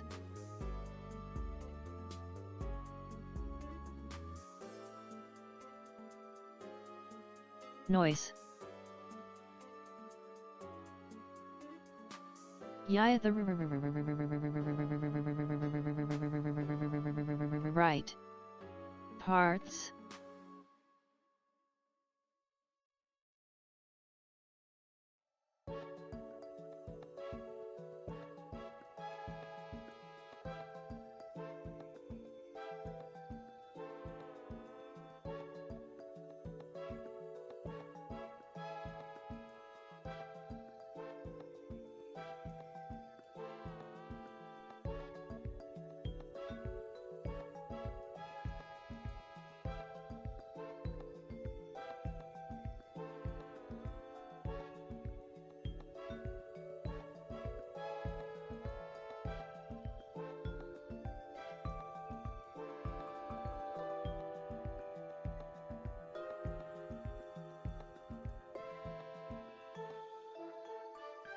Oh yeah, ha ha ha ha hey ha ha ha.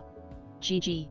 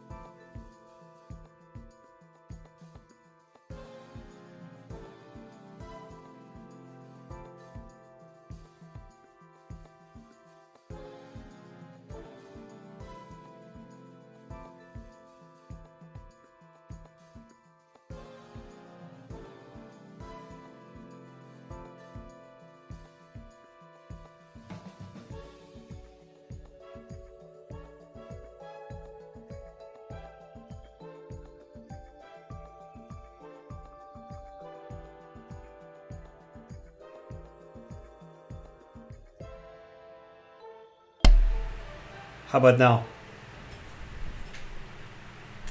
Sound should be back. Good. So,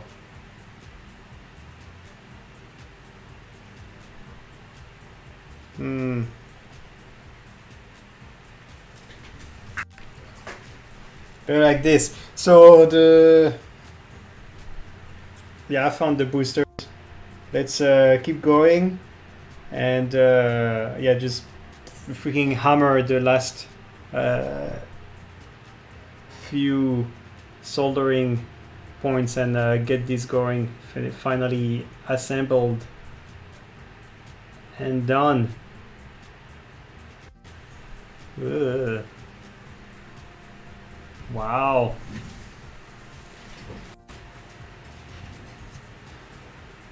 Okay. Boosters.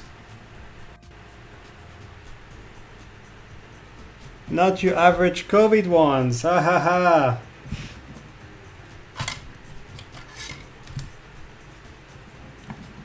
There shall be no accident on this channel. Whoops. So, these are the boosters that I found that works best so far. They're fairly lightweight. They are fairly well made. They may not be the most efficient that I've tested so far, but they are the one that can maintain sufficient current down to the most usable voltage. I found another one that is quite significantly smaller, but it stops working at like 3.3 volt. Something like that. I took some measurements. I can share them at some point. Yeah, this is another one. So it has it's a much simpler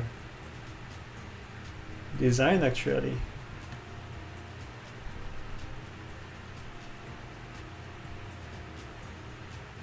But this one, if you, sometimes they can be a bit tight. If you sand the sides, it actually fits perfectly in between the rear posts. So that's what we're gonna use for the time being.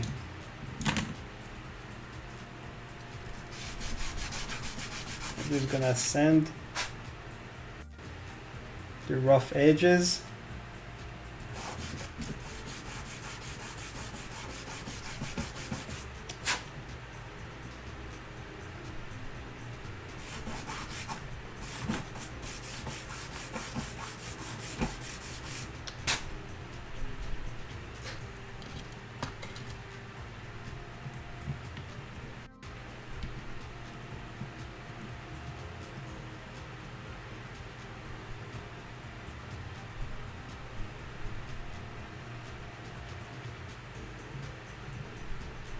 Yeah, we get this fit.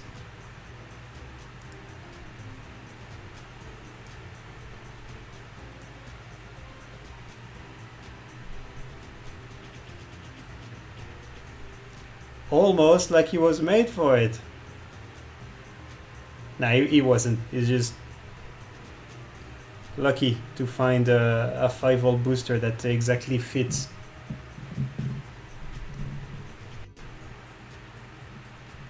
What it needs, but we're gonna need to make a little bit of a few adjustments. First of all,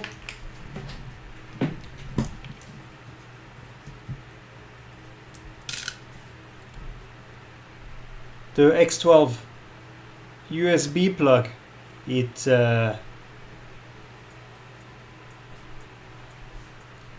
sticking out quite a bit on the bottom.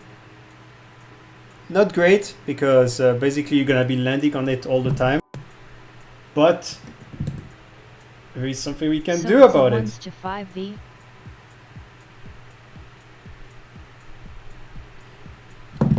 Yep, that's it can go yeah, basically it will power it from 2.5 volt down to it will bring voltage as low as 2.5 volt up to 5 volt, which is about where the closest, most efficient voltage I could find the HDZero VTX to work.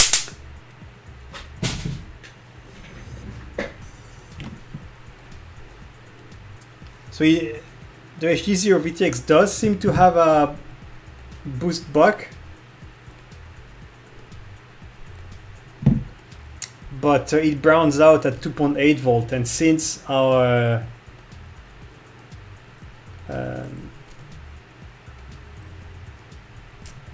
18650 battery can go much lower, like 2.5 volt, but even more importantly, they can draw down a lot lower. The problem with the HDZero VTX is that even like a temporary for a fraction of a second, if the voltage goes below 2.8 volt, you lose the video and it's not coming back. It's not like an analog VTX that will reboot and come back live. For now, at least, if the VTX voltage drops below 2.8 volt, even for a fraction of a second, it's not coming back. You need to power cycle completely.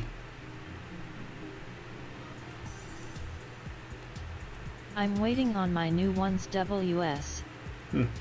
I'm not sure how Worksnail handles that, But yeah, if you ever need a booster, this is how I do it. So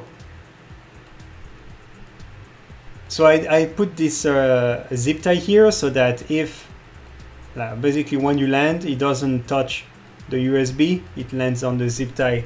On the front, it will rest on the two screws here.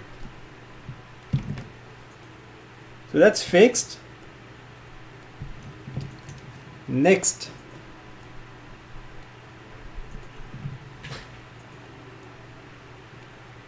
Three Wingman. Yes, 3 volt. My 3 volt. That's a bit high as well.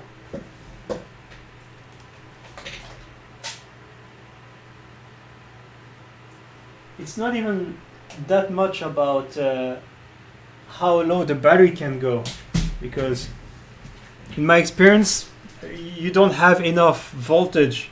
There is not enough power. Won't the jagged edge of the zip tie poke into the battery? Nope, because the battery goes on top. If this is your first time, I'll just show you one.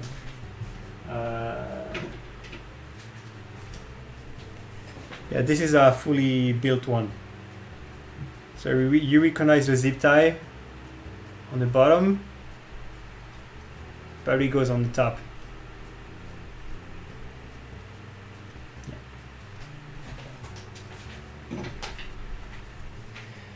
So yeah, like I was saying, the problem is not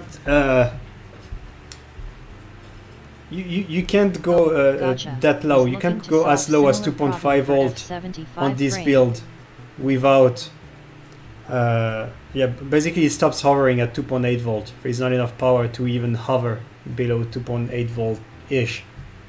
But the problem is if you punch out near the middle or end of the battery and the voltage sags just below that, then you lose video and it's over. It's not coming back, even if it goes back up.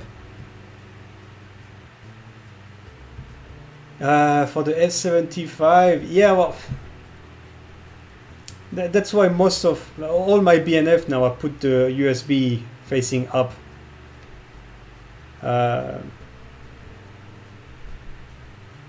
Except in some rare cases where you can use either solar grommets, something yes, something like that.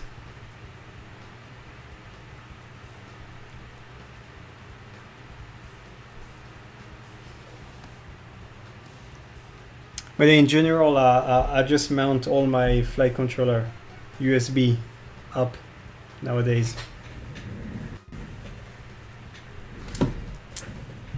Okay, I'm gonna clean the bottom of this board with PCB cleaner, just in case there is any grease or anything, because I'm going to stick some Kapton tape.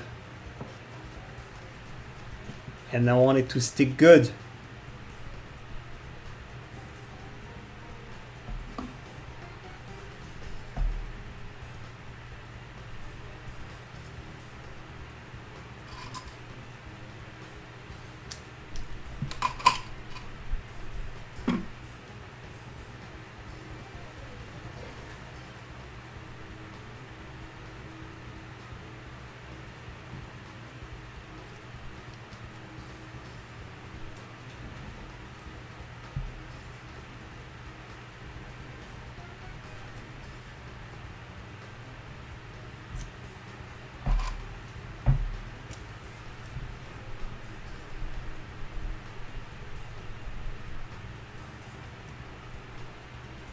Yeah, and I use the sharp edge of my scissor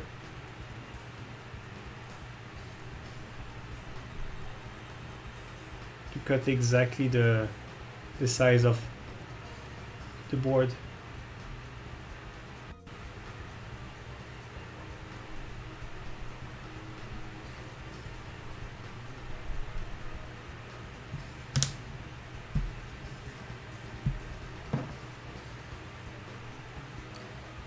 Looking good.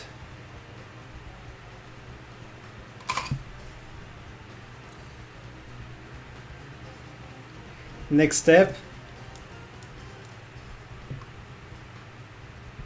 This booster here, I'll see if I can have it on the shop, by the way. Order a bunch.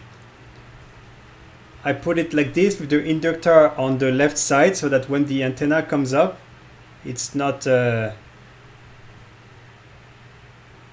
it stays clear of that inductor, at least that's as much as possible.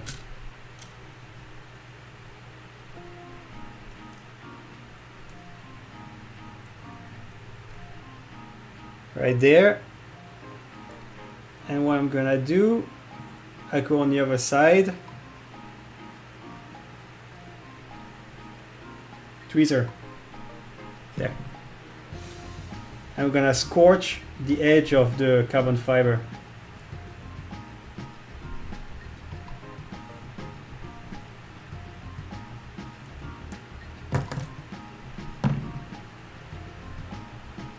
You see the mark here? I'm gonna use this for the VHB. Put a strip of VHB to stick it to the frame.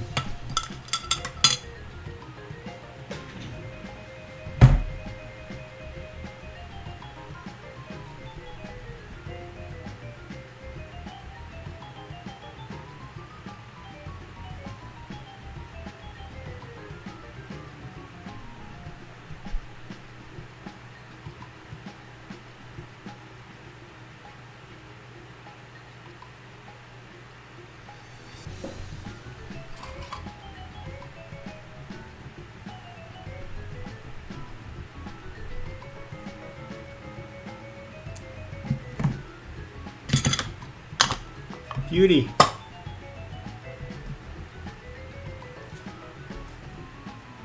And make sure that there is no VHB sticking out on the side, because otherwise it's gonna get stuck to your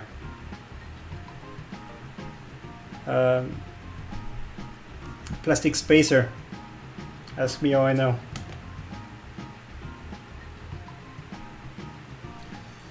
So this is what you get. You get your booster.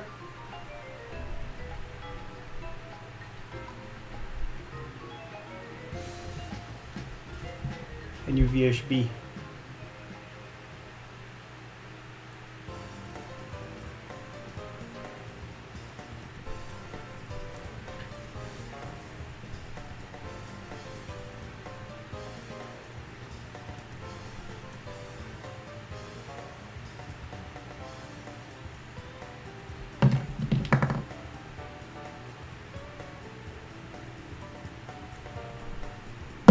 All right.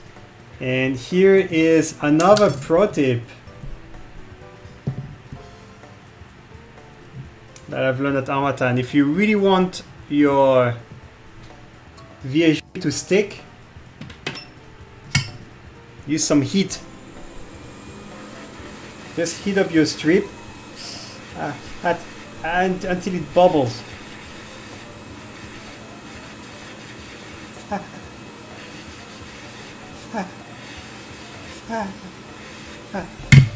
Enough.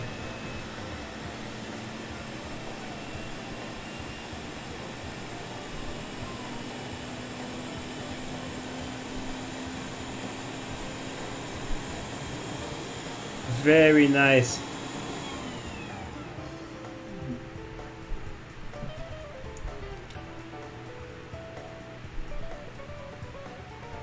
And now we have a booster that is perfectly placed, sticks out minimally.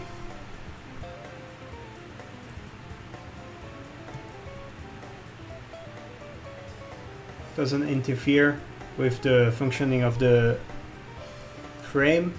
Everything good. Moving on.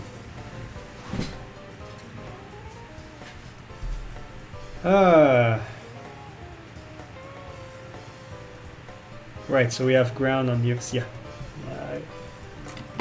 Tinning the booster.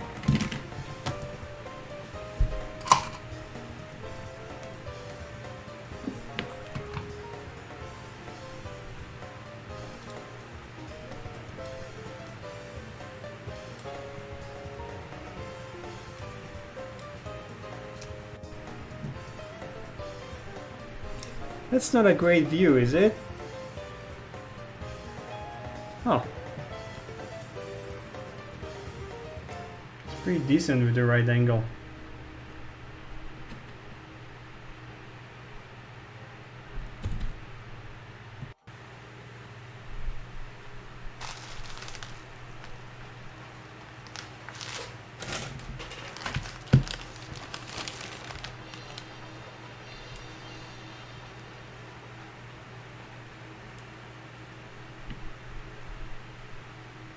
Iron works best when it's hot. 369.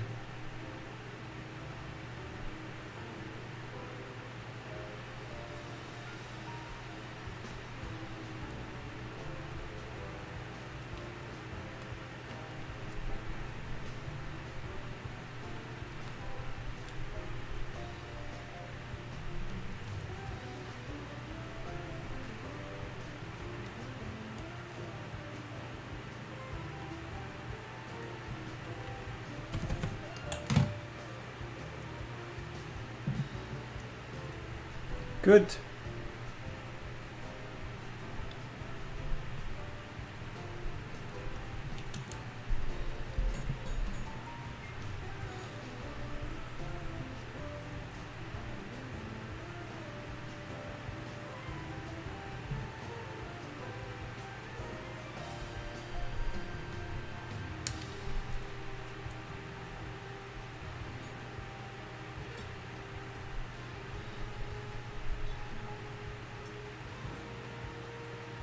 I like to always have a bit of slack in my wires just for maintenance in case I want to remove the stack, so I have a bit of space to work around.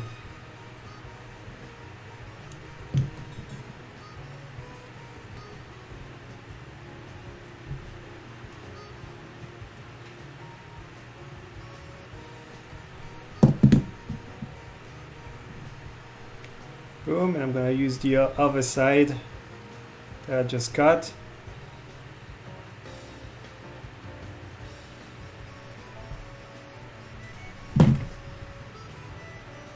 For the V out.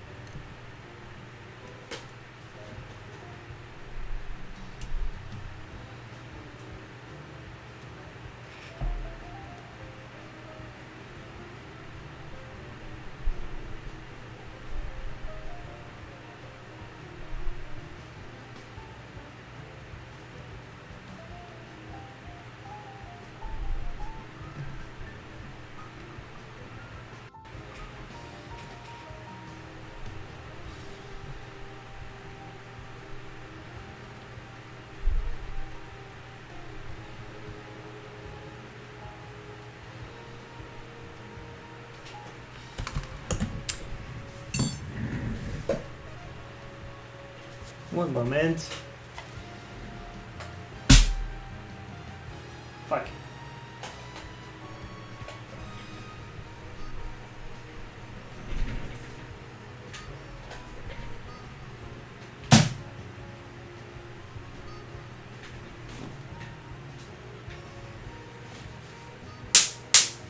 Got it. Ah.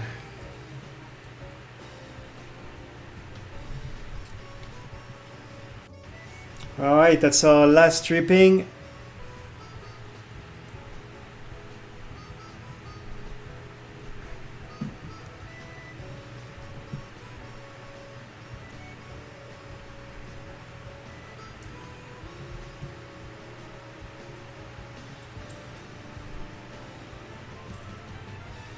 Now we are wiring everything to the VTX.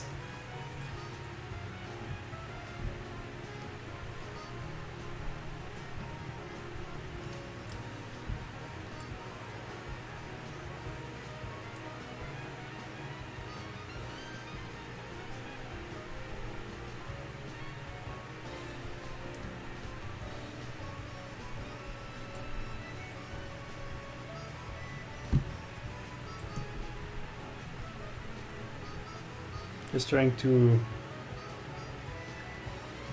route it nicely.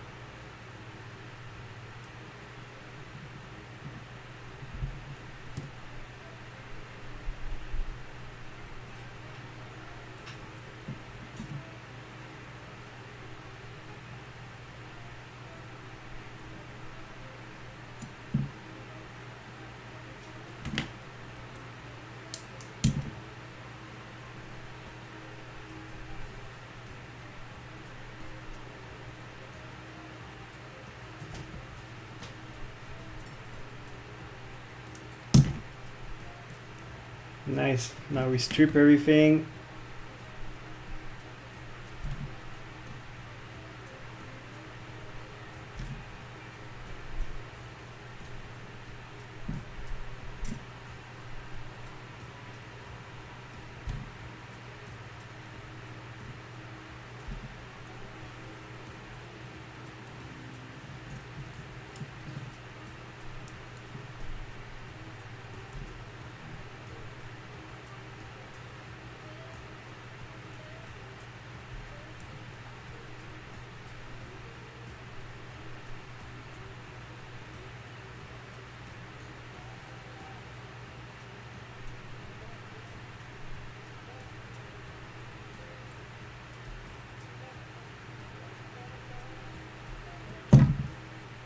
No.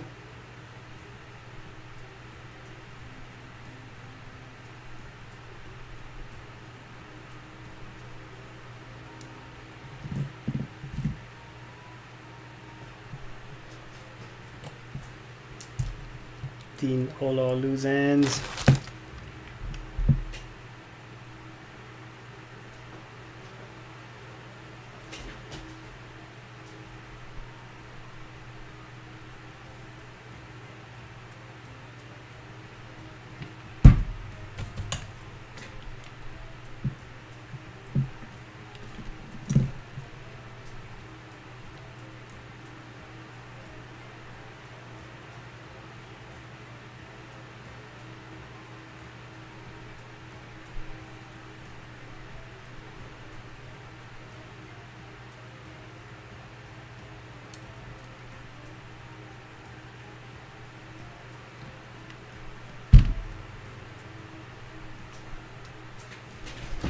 Huh. Maybe the scope will be better.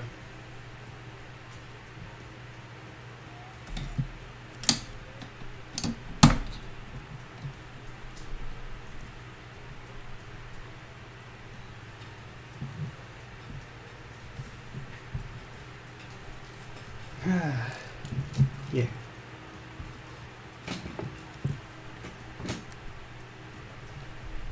Yo, Whoopsie. How you doing? Just come. You're coming right towards the end. Almost done.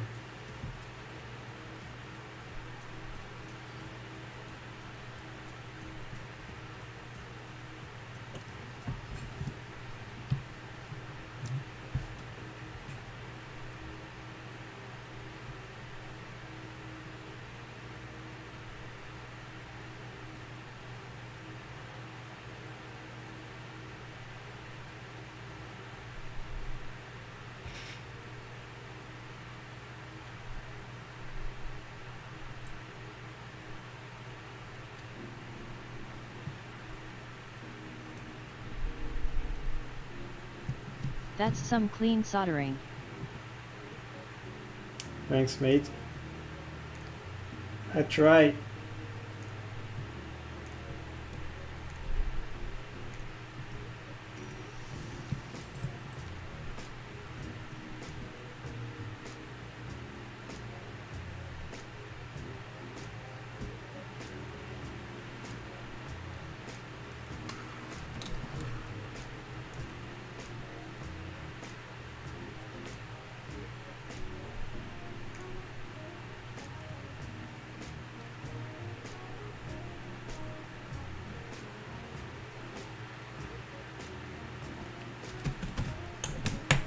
beautiful silver balls.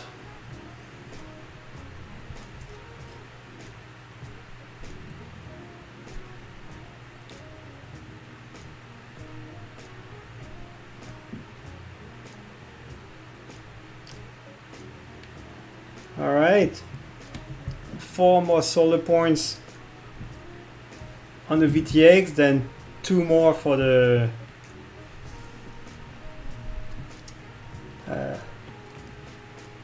battery holder, and we're done.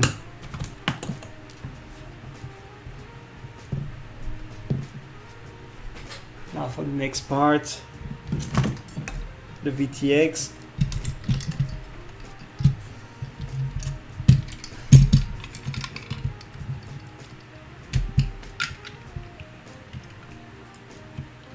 I use a little mount.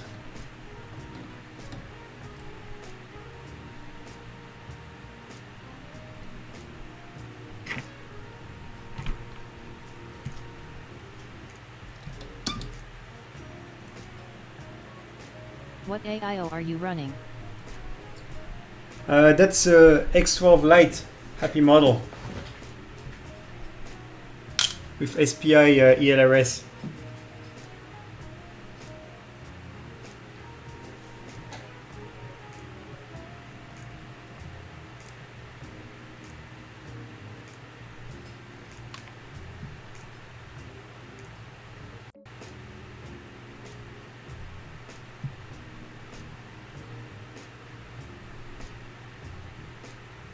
I love the X12. Yeah, it's pretty solid. Pretty happy with it.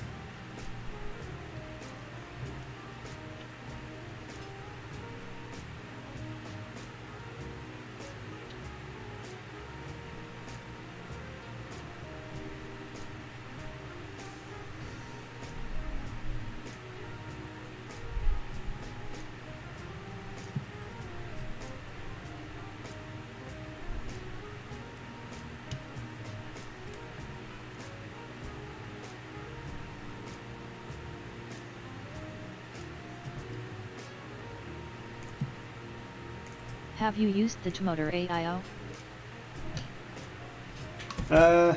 Nope, I'm only working with Happy model so far. For now.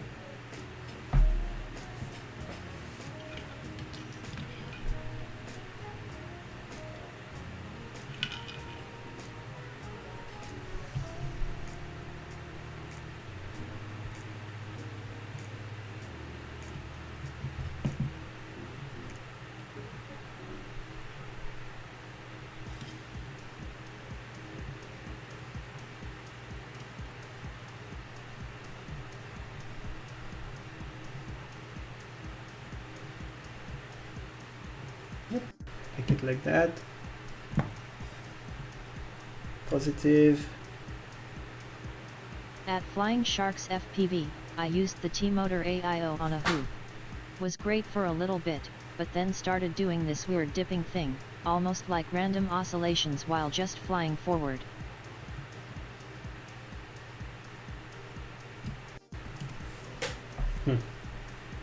Yeah, QC has been pretty iffy in general. Been pretty difficult to find a reliable and dependable option. Interesting. I like their claim of 6A. What if I told you that's My bullshit? X12 has lasted me since Feb on a F75 build. What if I told you the 6A claim was complete bullshit?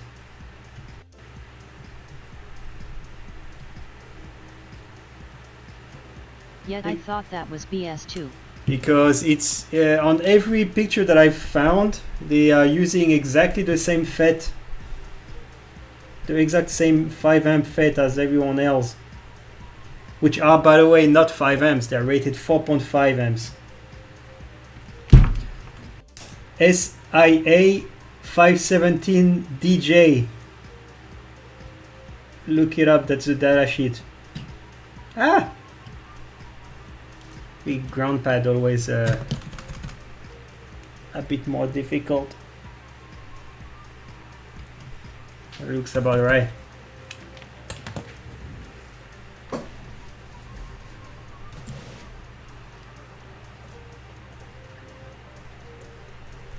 There's 17.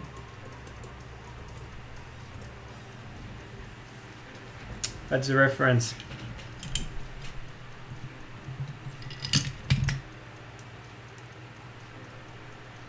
SIA 517 DJ. Well, here is our electronics part done.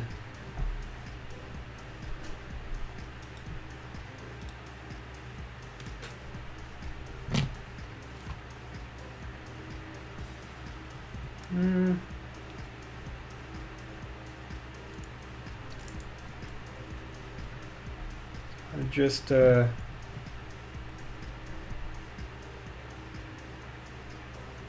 Yup, that's what's on this board. well,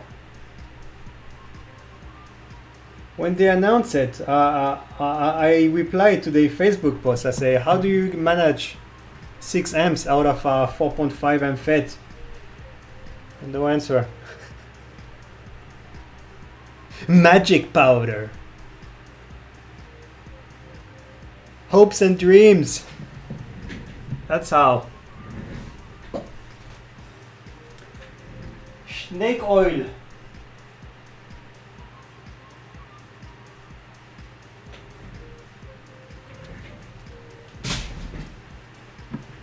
LOL. I won it from the Weba Eid raffle, so I'm definitely happy about it still. Hi, I'm sure no flag controller is bad. If it's free, I would totally fly as well.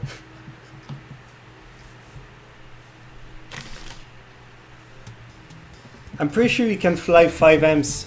I mean, yeah, I actually have a 5 amp ESC Wingman using the ELRS F4.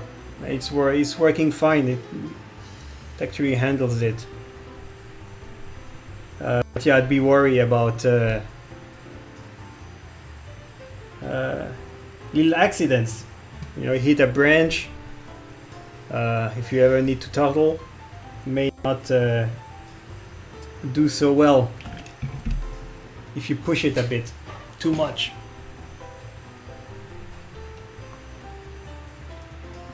What do we do now? Flies the best smiling face with sunglasses. It's pretty funny actually. When you listen to all the YouTubers, that's what you'd think, right? They get their shit for free. Of course it flies good. It does smiling face with sunglasses. At Flying Sharks FPV, I'm guessing 6A is probably the burst rating. 5A continuous.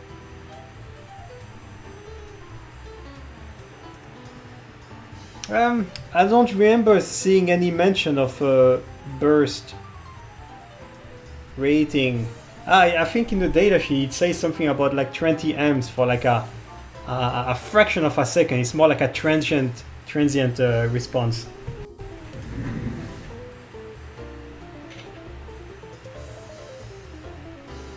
We could put it out. Data sheet when we're done. But yeah, so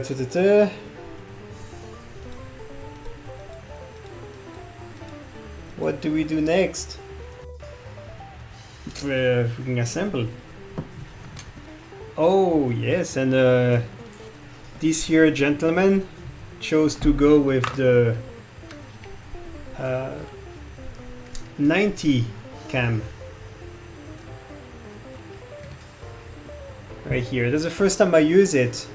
I see that they come with the backing plate. And it also comes with shorter screws in case you want to remove the backing plate. So I think I'm gonna do just that. We are dealing with a very lightweight build.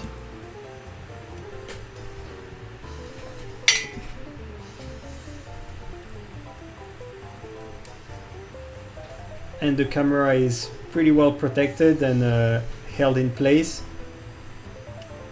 in a cage. Let's see how much we can gain from removing this plate.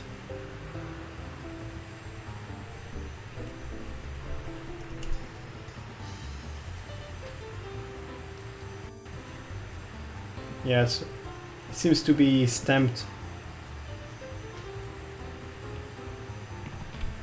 Oh. It's I do maybe like cast that it has a aluminum. UFL for the VTX8 least. Where's my scale?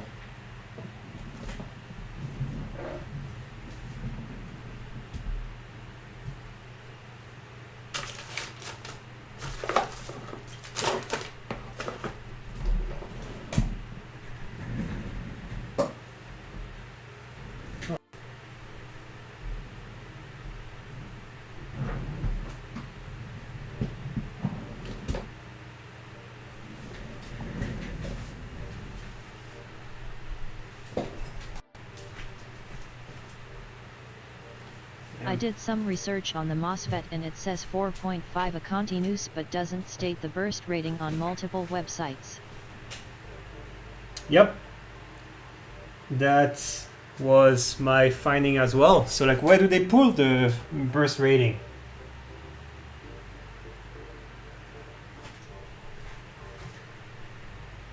Where would they put this number from? I have an idea. I'm pretty sure you know too. Maybe we're even thinking about the same thing.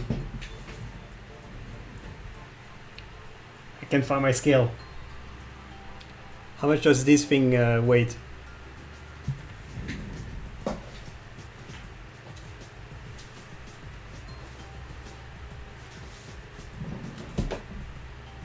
I like to think about a gram.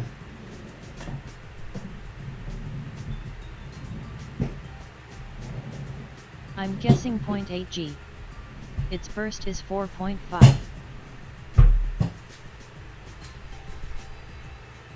0.8 G, it's not too bad either.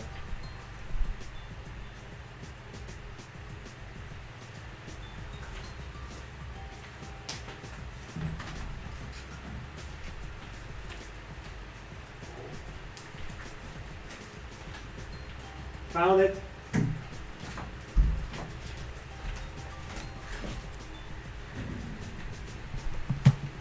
Right.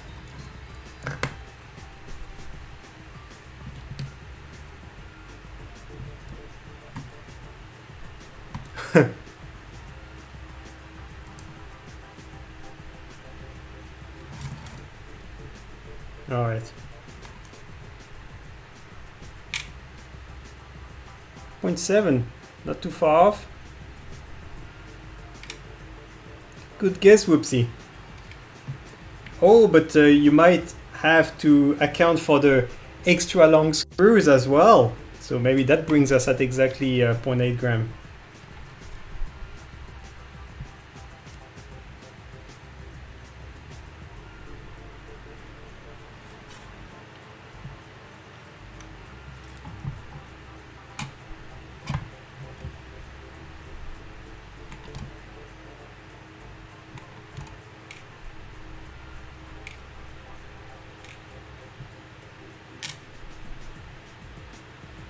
Yeah. And for reference,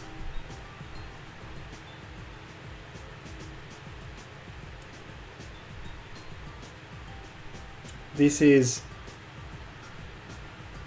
I was close.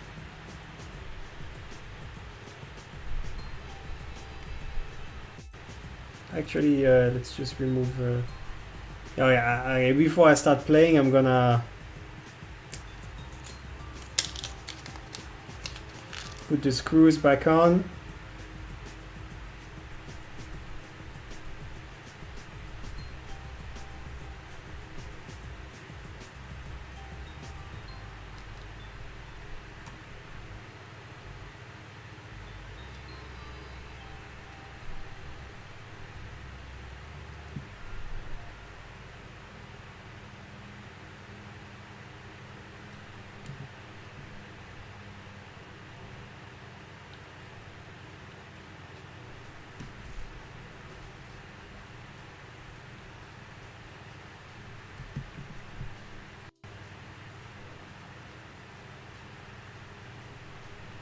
one thing I wanted to measure is how much heavier is the 90 cam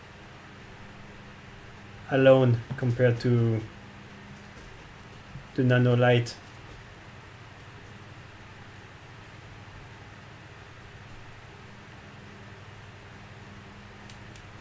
I mean, the Wingman can carry a whole peanut. It's like 27 grams extra and still fly for like 8 minutes.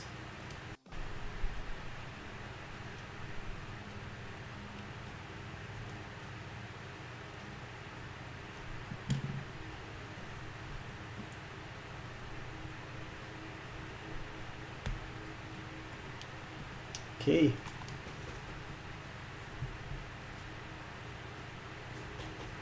Have you tried a naked GoPro? I haven't. How much does he weight? So 4.5 gram versus.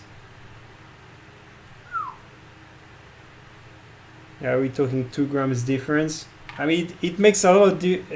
I use difference on a Whoop. Yeah, on a Wingman, it's all right. And funny thing, the new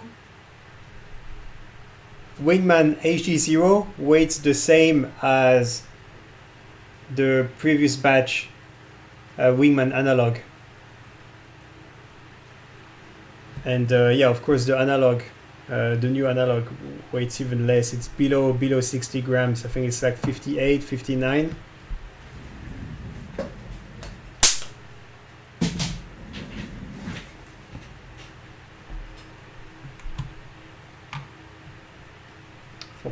Yeah, well, 4.56 and 72. All right. Now we know.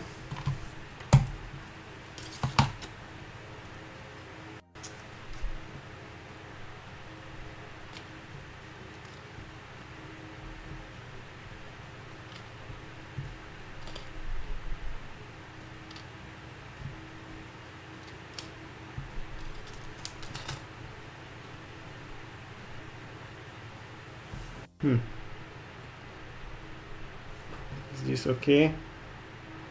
How deep can we get the screws in?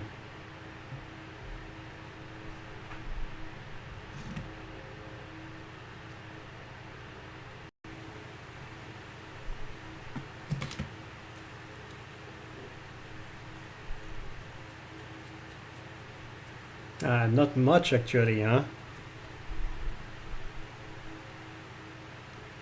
It's as much as it will go in.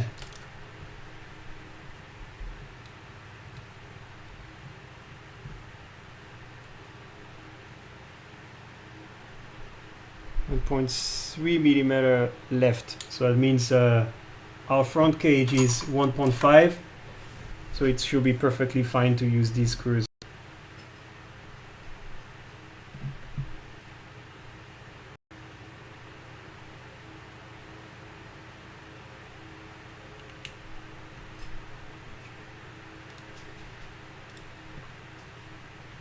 Wow, has it been 3 hours already?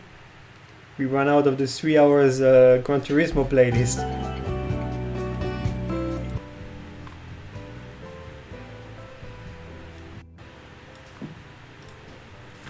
Okay, well, let's get this wrapped up now.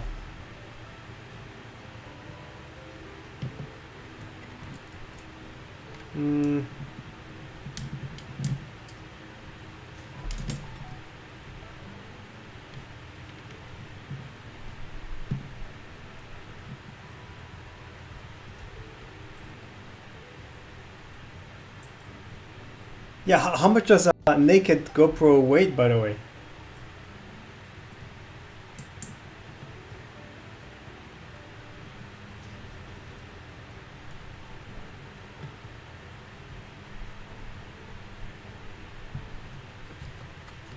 Boom, antenna.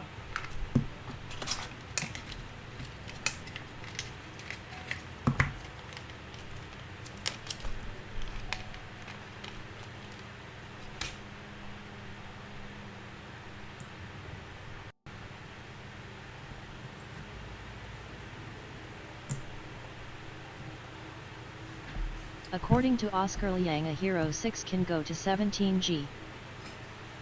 Holy. Ah, right, and there is no battery, right? Because you are powering it directly from the flight controller.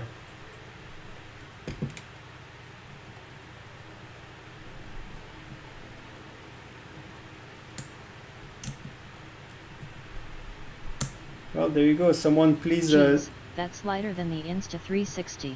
Yeah. Go. Yeah, it's like 27, almost 30 gram, the 360 Go. I think the Peanut is 27.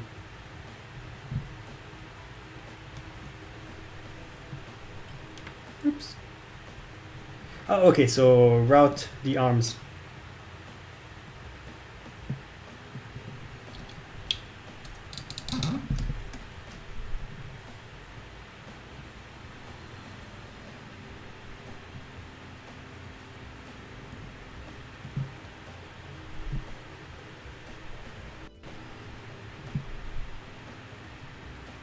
What's the range on the Wingman? With the SPILs and stuff. Oh, I can fly for 20 minutes. So about as far as you can go in 20 minutes, I would say.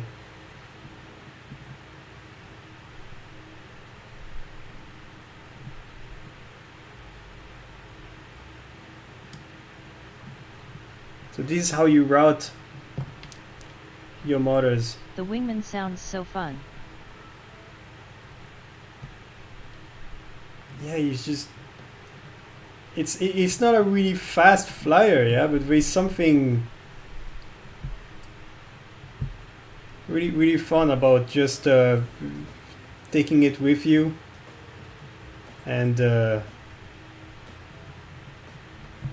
unfolding, deploying it, and yeah, just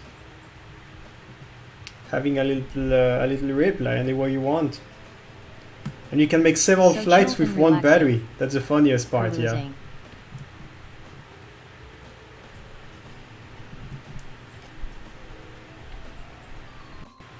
Because 20 minutes flight time, it gets really long in the goggles. I can tell you that. What?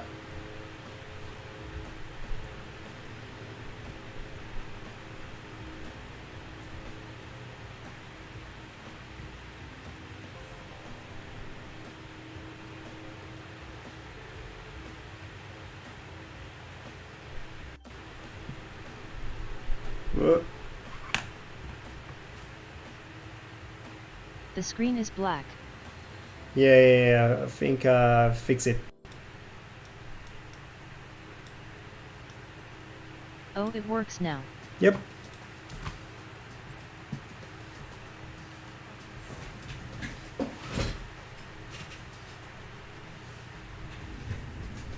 Hold on.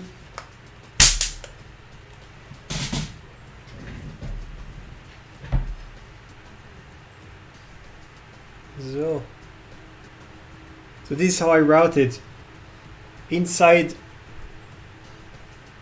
the pivots, the standoff, and out. Inside, around, and out.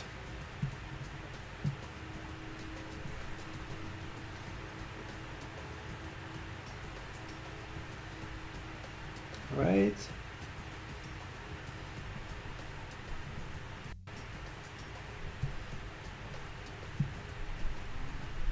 We put these shims on either side of the arms.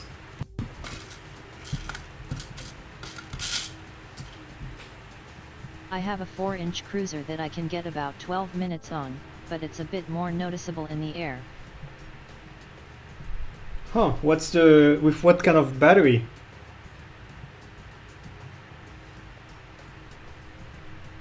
I've flown a 4-inch long range. I think it was a 4S Amatan. Just a 4's 850. What is the name?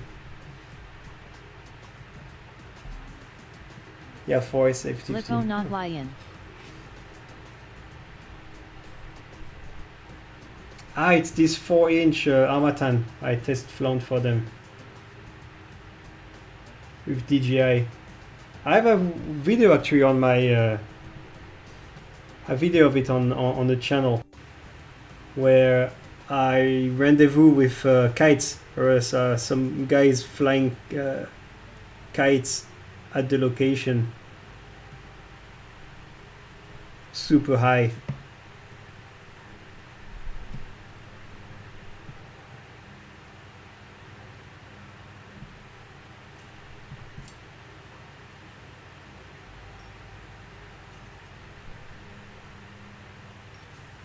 It was neat.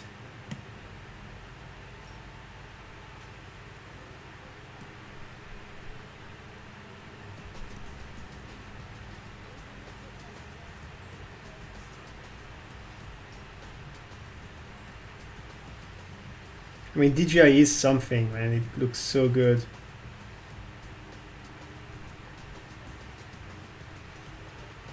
There is a hot air balloon festival near me that I want to go fly at, but I don't know how well received that would be. Yeah, it's always it can be a bit dicey flying around manned vehicles, huh? I'm sure if you you can probably arrange something if you contact the organizers.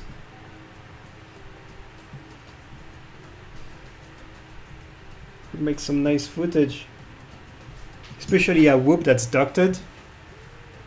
Something like that might be high chances. I've seen people do that in Turkey. Yeah. Okay, so now I have everything tucked together. We got the burger as more or less stacked. Gobble.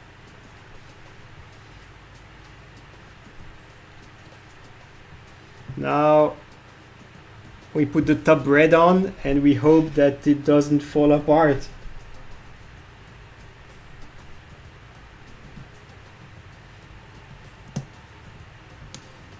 Whew. It's like we're doing it, boys.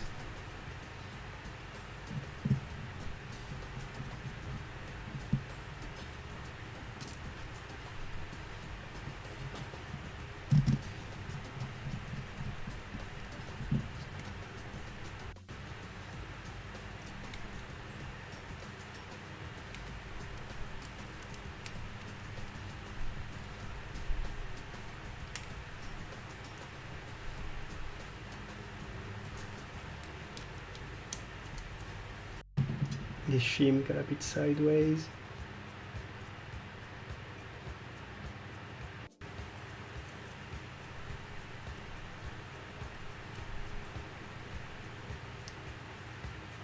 Good.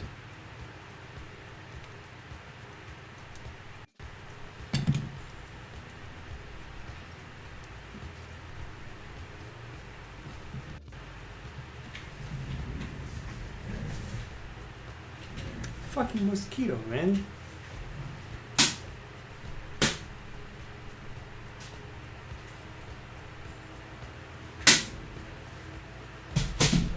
Getting me under the table.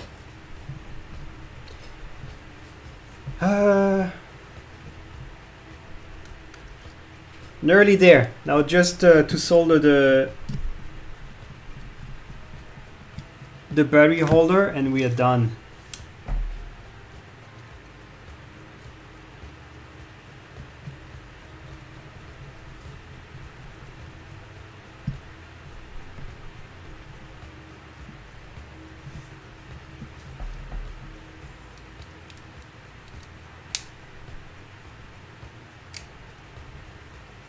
Yes.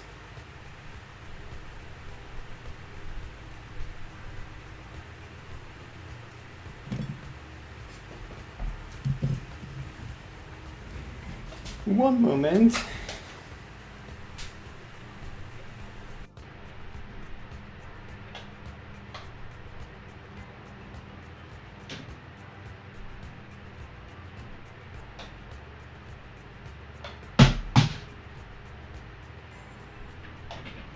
Damn it.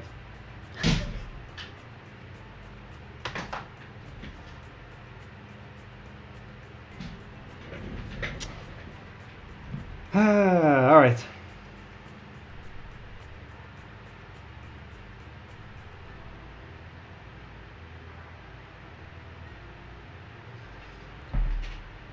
Last soldering.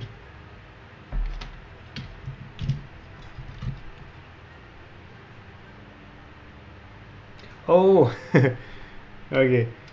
So as you can see,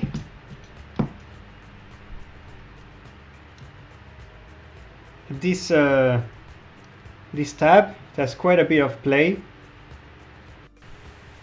and I found that if I don't hold it, when I push it down while soldering, it just goes completely out of whack later on. So I use this here battery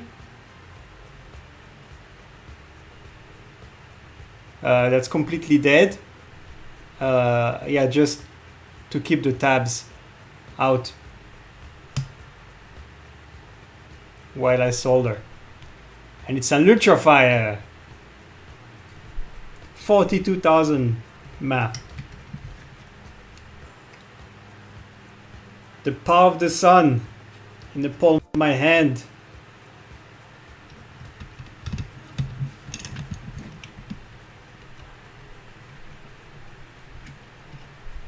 Ultrafire grinning squinting face.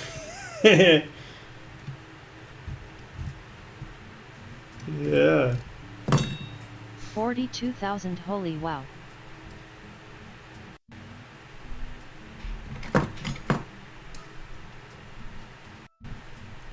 Ultrafire.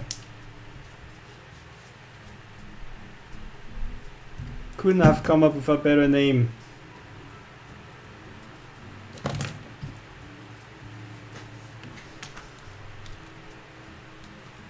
Keep that one away from the Lee POS. This one is flat, absolutely flat.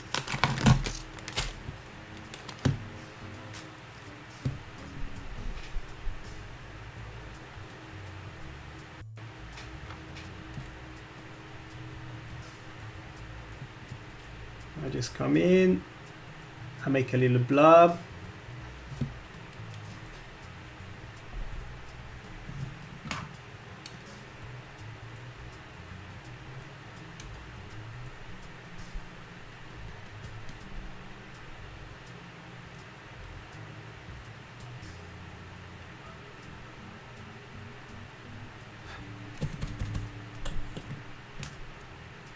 There you go.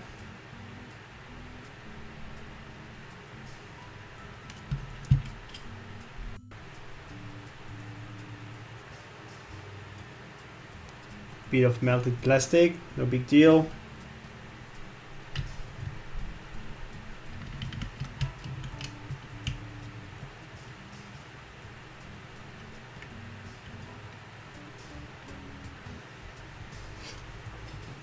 Va, va.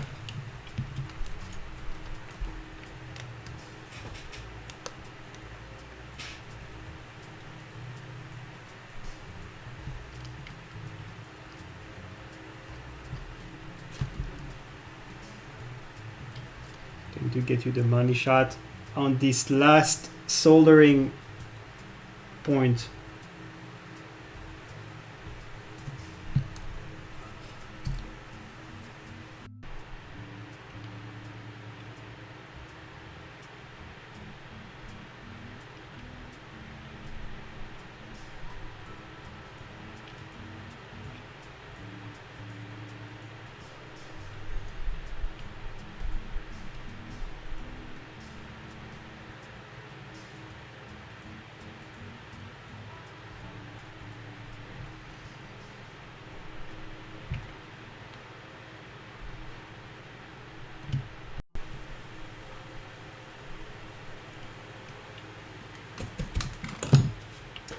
Beauty.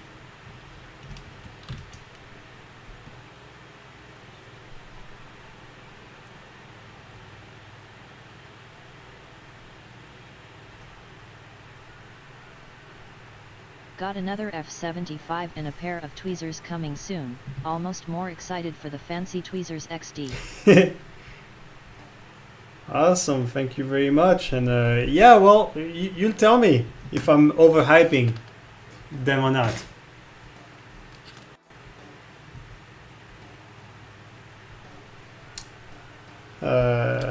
Yeah.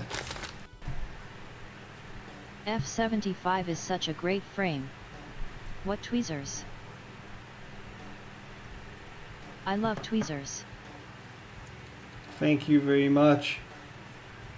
And yeah, the tweezers are these tweezers right here.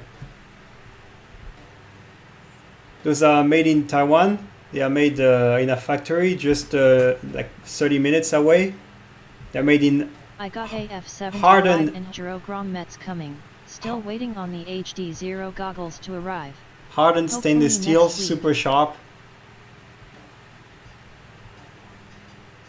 I couldn't find them earlier this week, and I found out that they fell on my tile floor. 0 damage. Yeah. Amazing. I've done jobs down to 0201 component. It just stays sharp. And you've seen me, I scratched the PCB with it. You cannot do that with these piece of shit that you receive from China. All busted.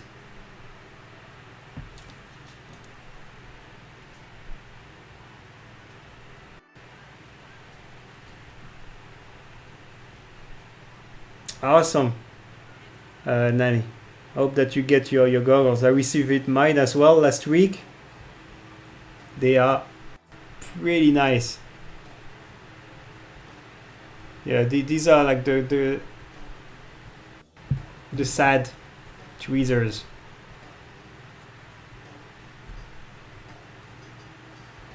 You see this tip? It's sideways, and I had to bend it and bend it back, and eventually after you bend it enough times it breaks. Here's the one I found.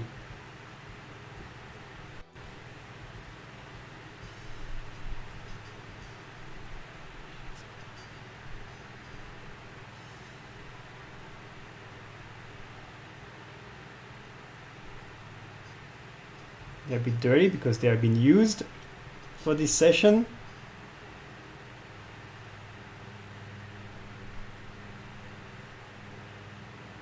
But yeah, go check them out on the shop if you're interested. I can't even have them wholesale. They won't sell it to me. But I walked to the shop, to my local electronic shop I was mentioning earlier, and I took a bunch of the inventory and I listed them on the shop just because these are so good. I want to share them around. If I had them earlier, that would have saved me so much trouble.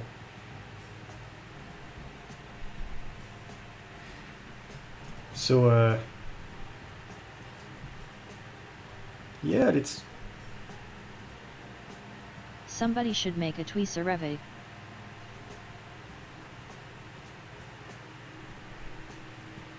damn. That camera is thick. It's so tall. It's touching the antenna.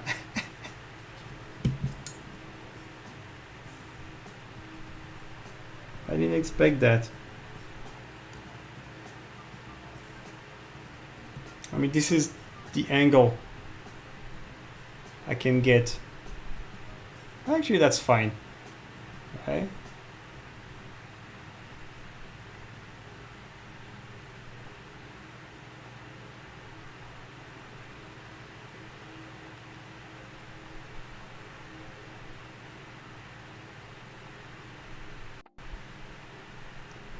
And the Wingman is not a really fast craft.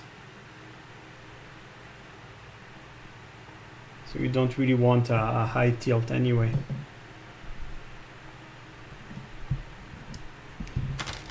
Where is the second screw? Just ordered a Wingman from Tiny Hoop a minute ago. Ah, awesome. Did you get the motors too?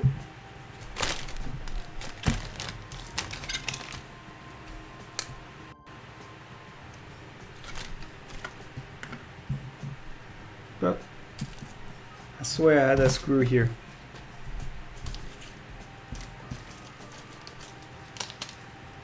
I'll find it later.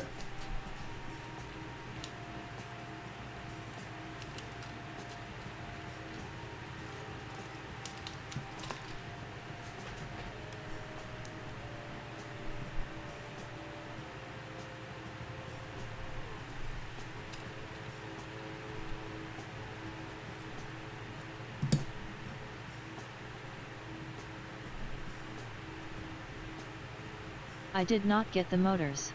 Trying to be careful with money. I have cycle 1202.5. I found the screw. 12 of, ah, yeah, I've heard of this. They might work pretty fine. What's the KV?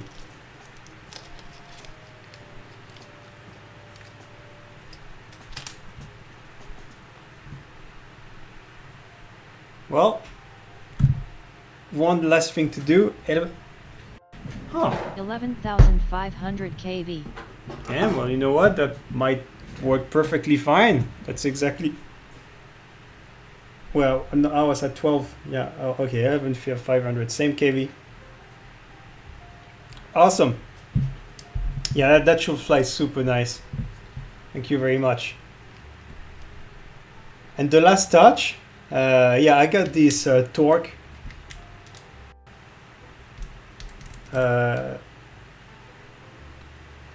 driver, and I have it set on 0.3 Newton meter. I'm going to go over all the screws.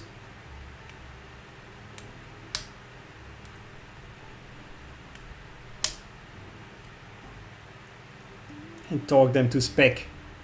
Thank you as well. Well, tell me how it goes.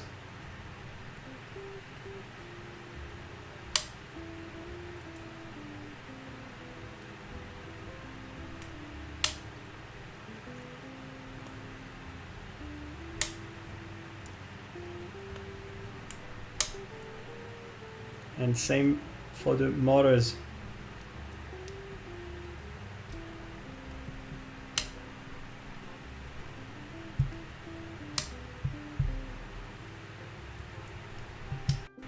That's something I'm pretty sure we'll not find in many other. You don't tighten until loose, then back a quarter turn? Haha. Could the USB port get damaged, or is there something protecting it? Oh yeah, I already tightened them Satisfying before tool. that. So everything is tight.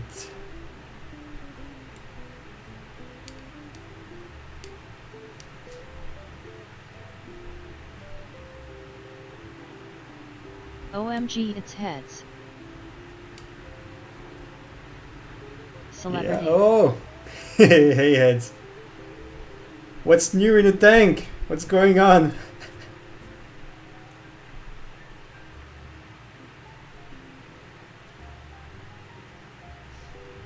Looking great. Well, one last thing to do. Freaking test video.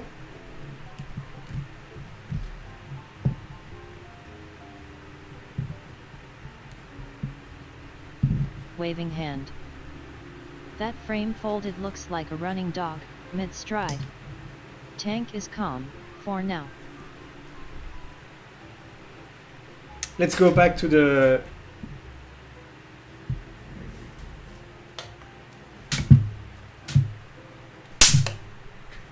gotcha.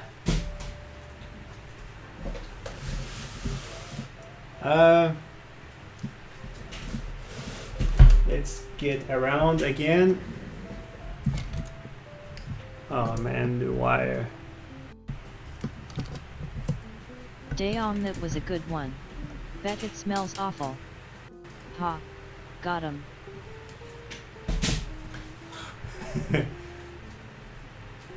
Oh yeah, that's why I try to not fry them for too long. Ugh. I just give them a little patch.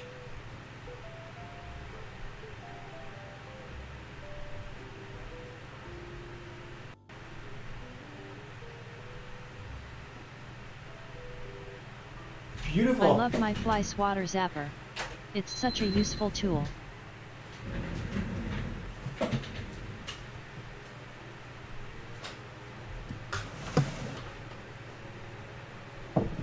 I wish we would never need them in the first place.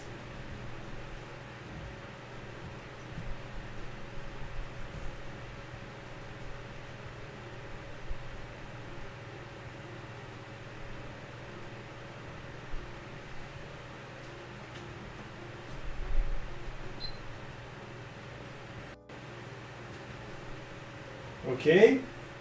Look at all those fancy electronics. Bugs gotta eat, just isn't gonna be me.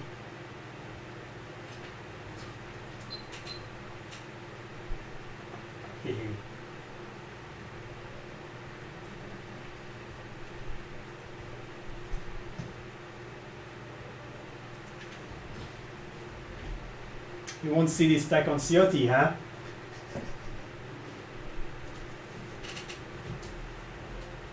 We have video. Those purple motors are sexy AF though. Haha.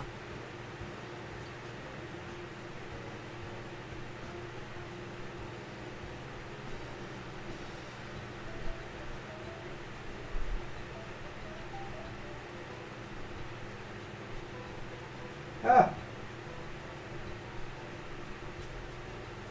Make it out of analog.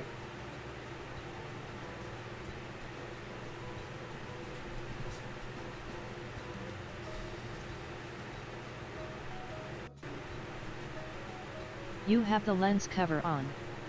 I think. I do. Sayati has a tiny power supply. Eve has that YUGE unit. Yup. Okay. I got no video, might be a UART thing. Have to check that right now. Bigly power supply.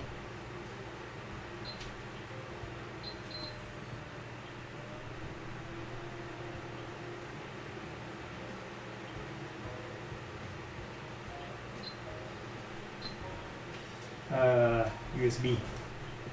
I'll check if it's recognized in MSP.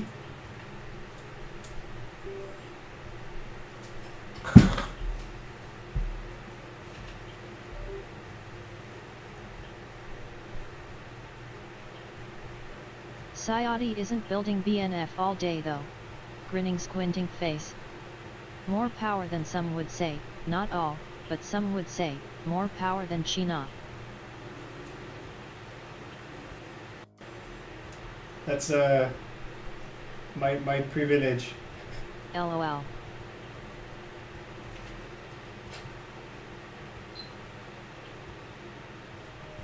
Building DNF all day.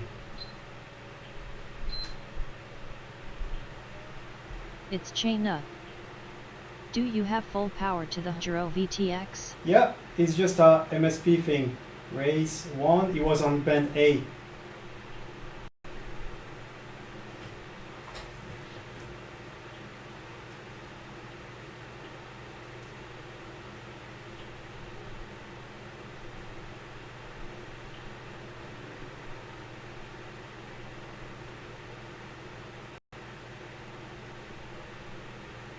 What?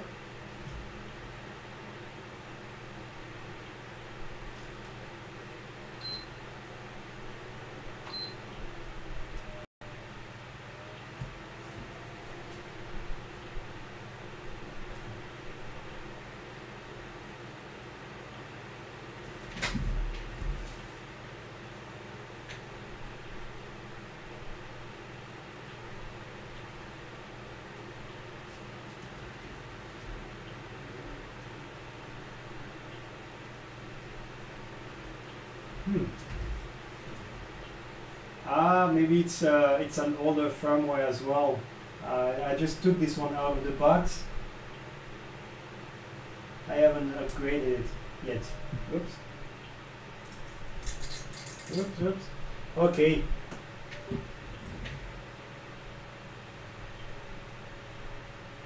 Yeah, hold on.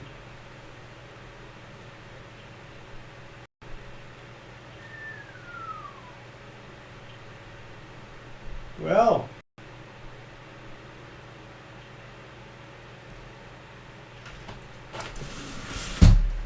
that's about it.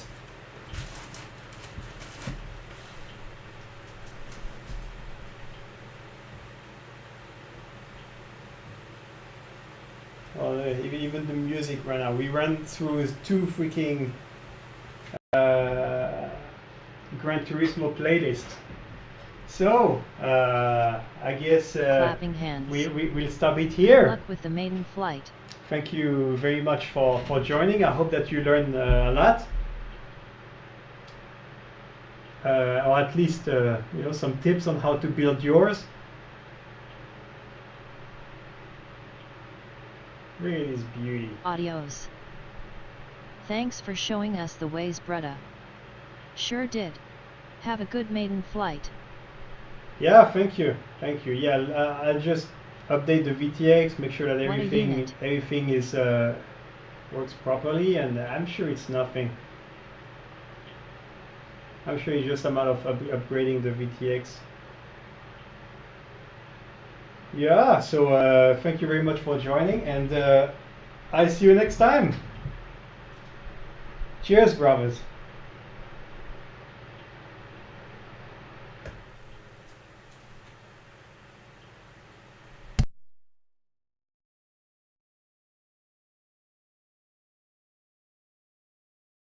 Laters, friends. Later, my Bretta in Christ.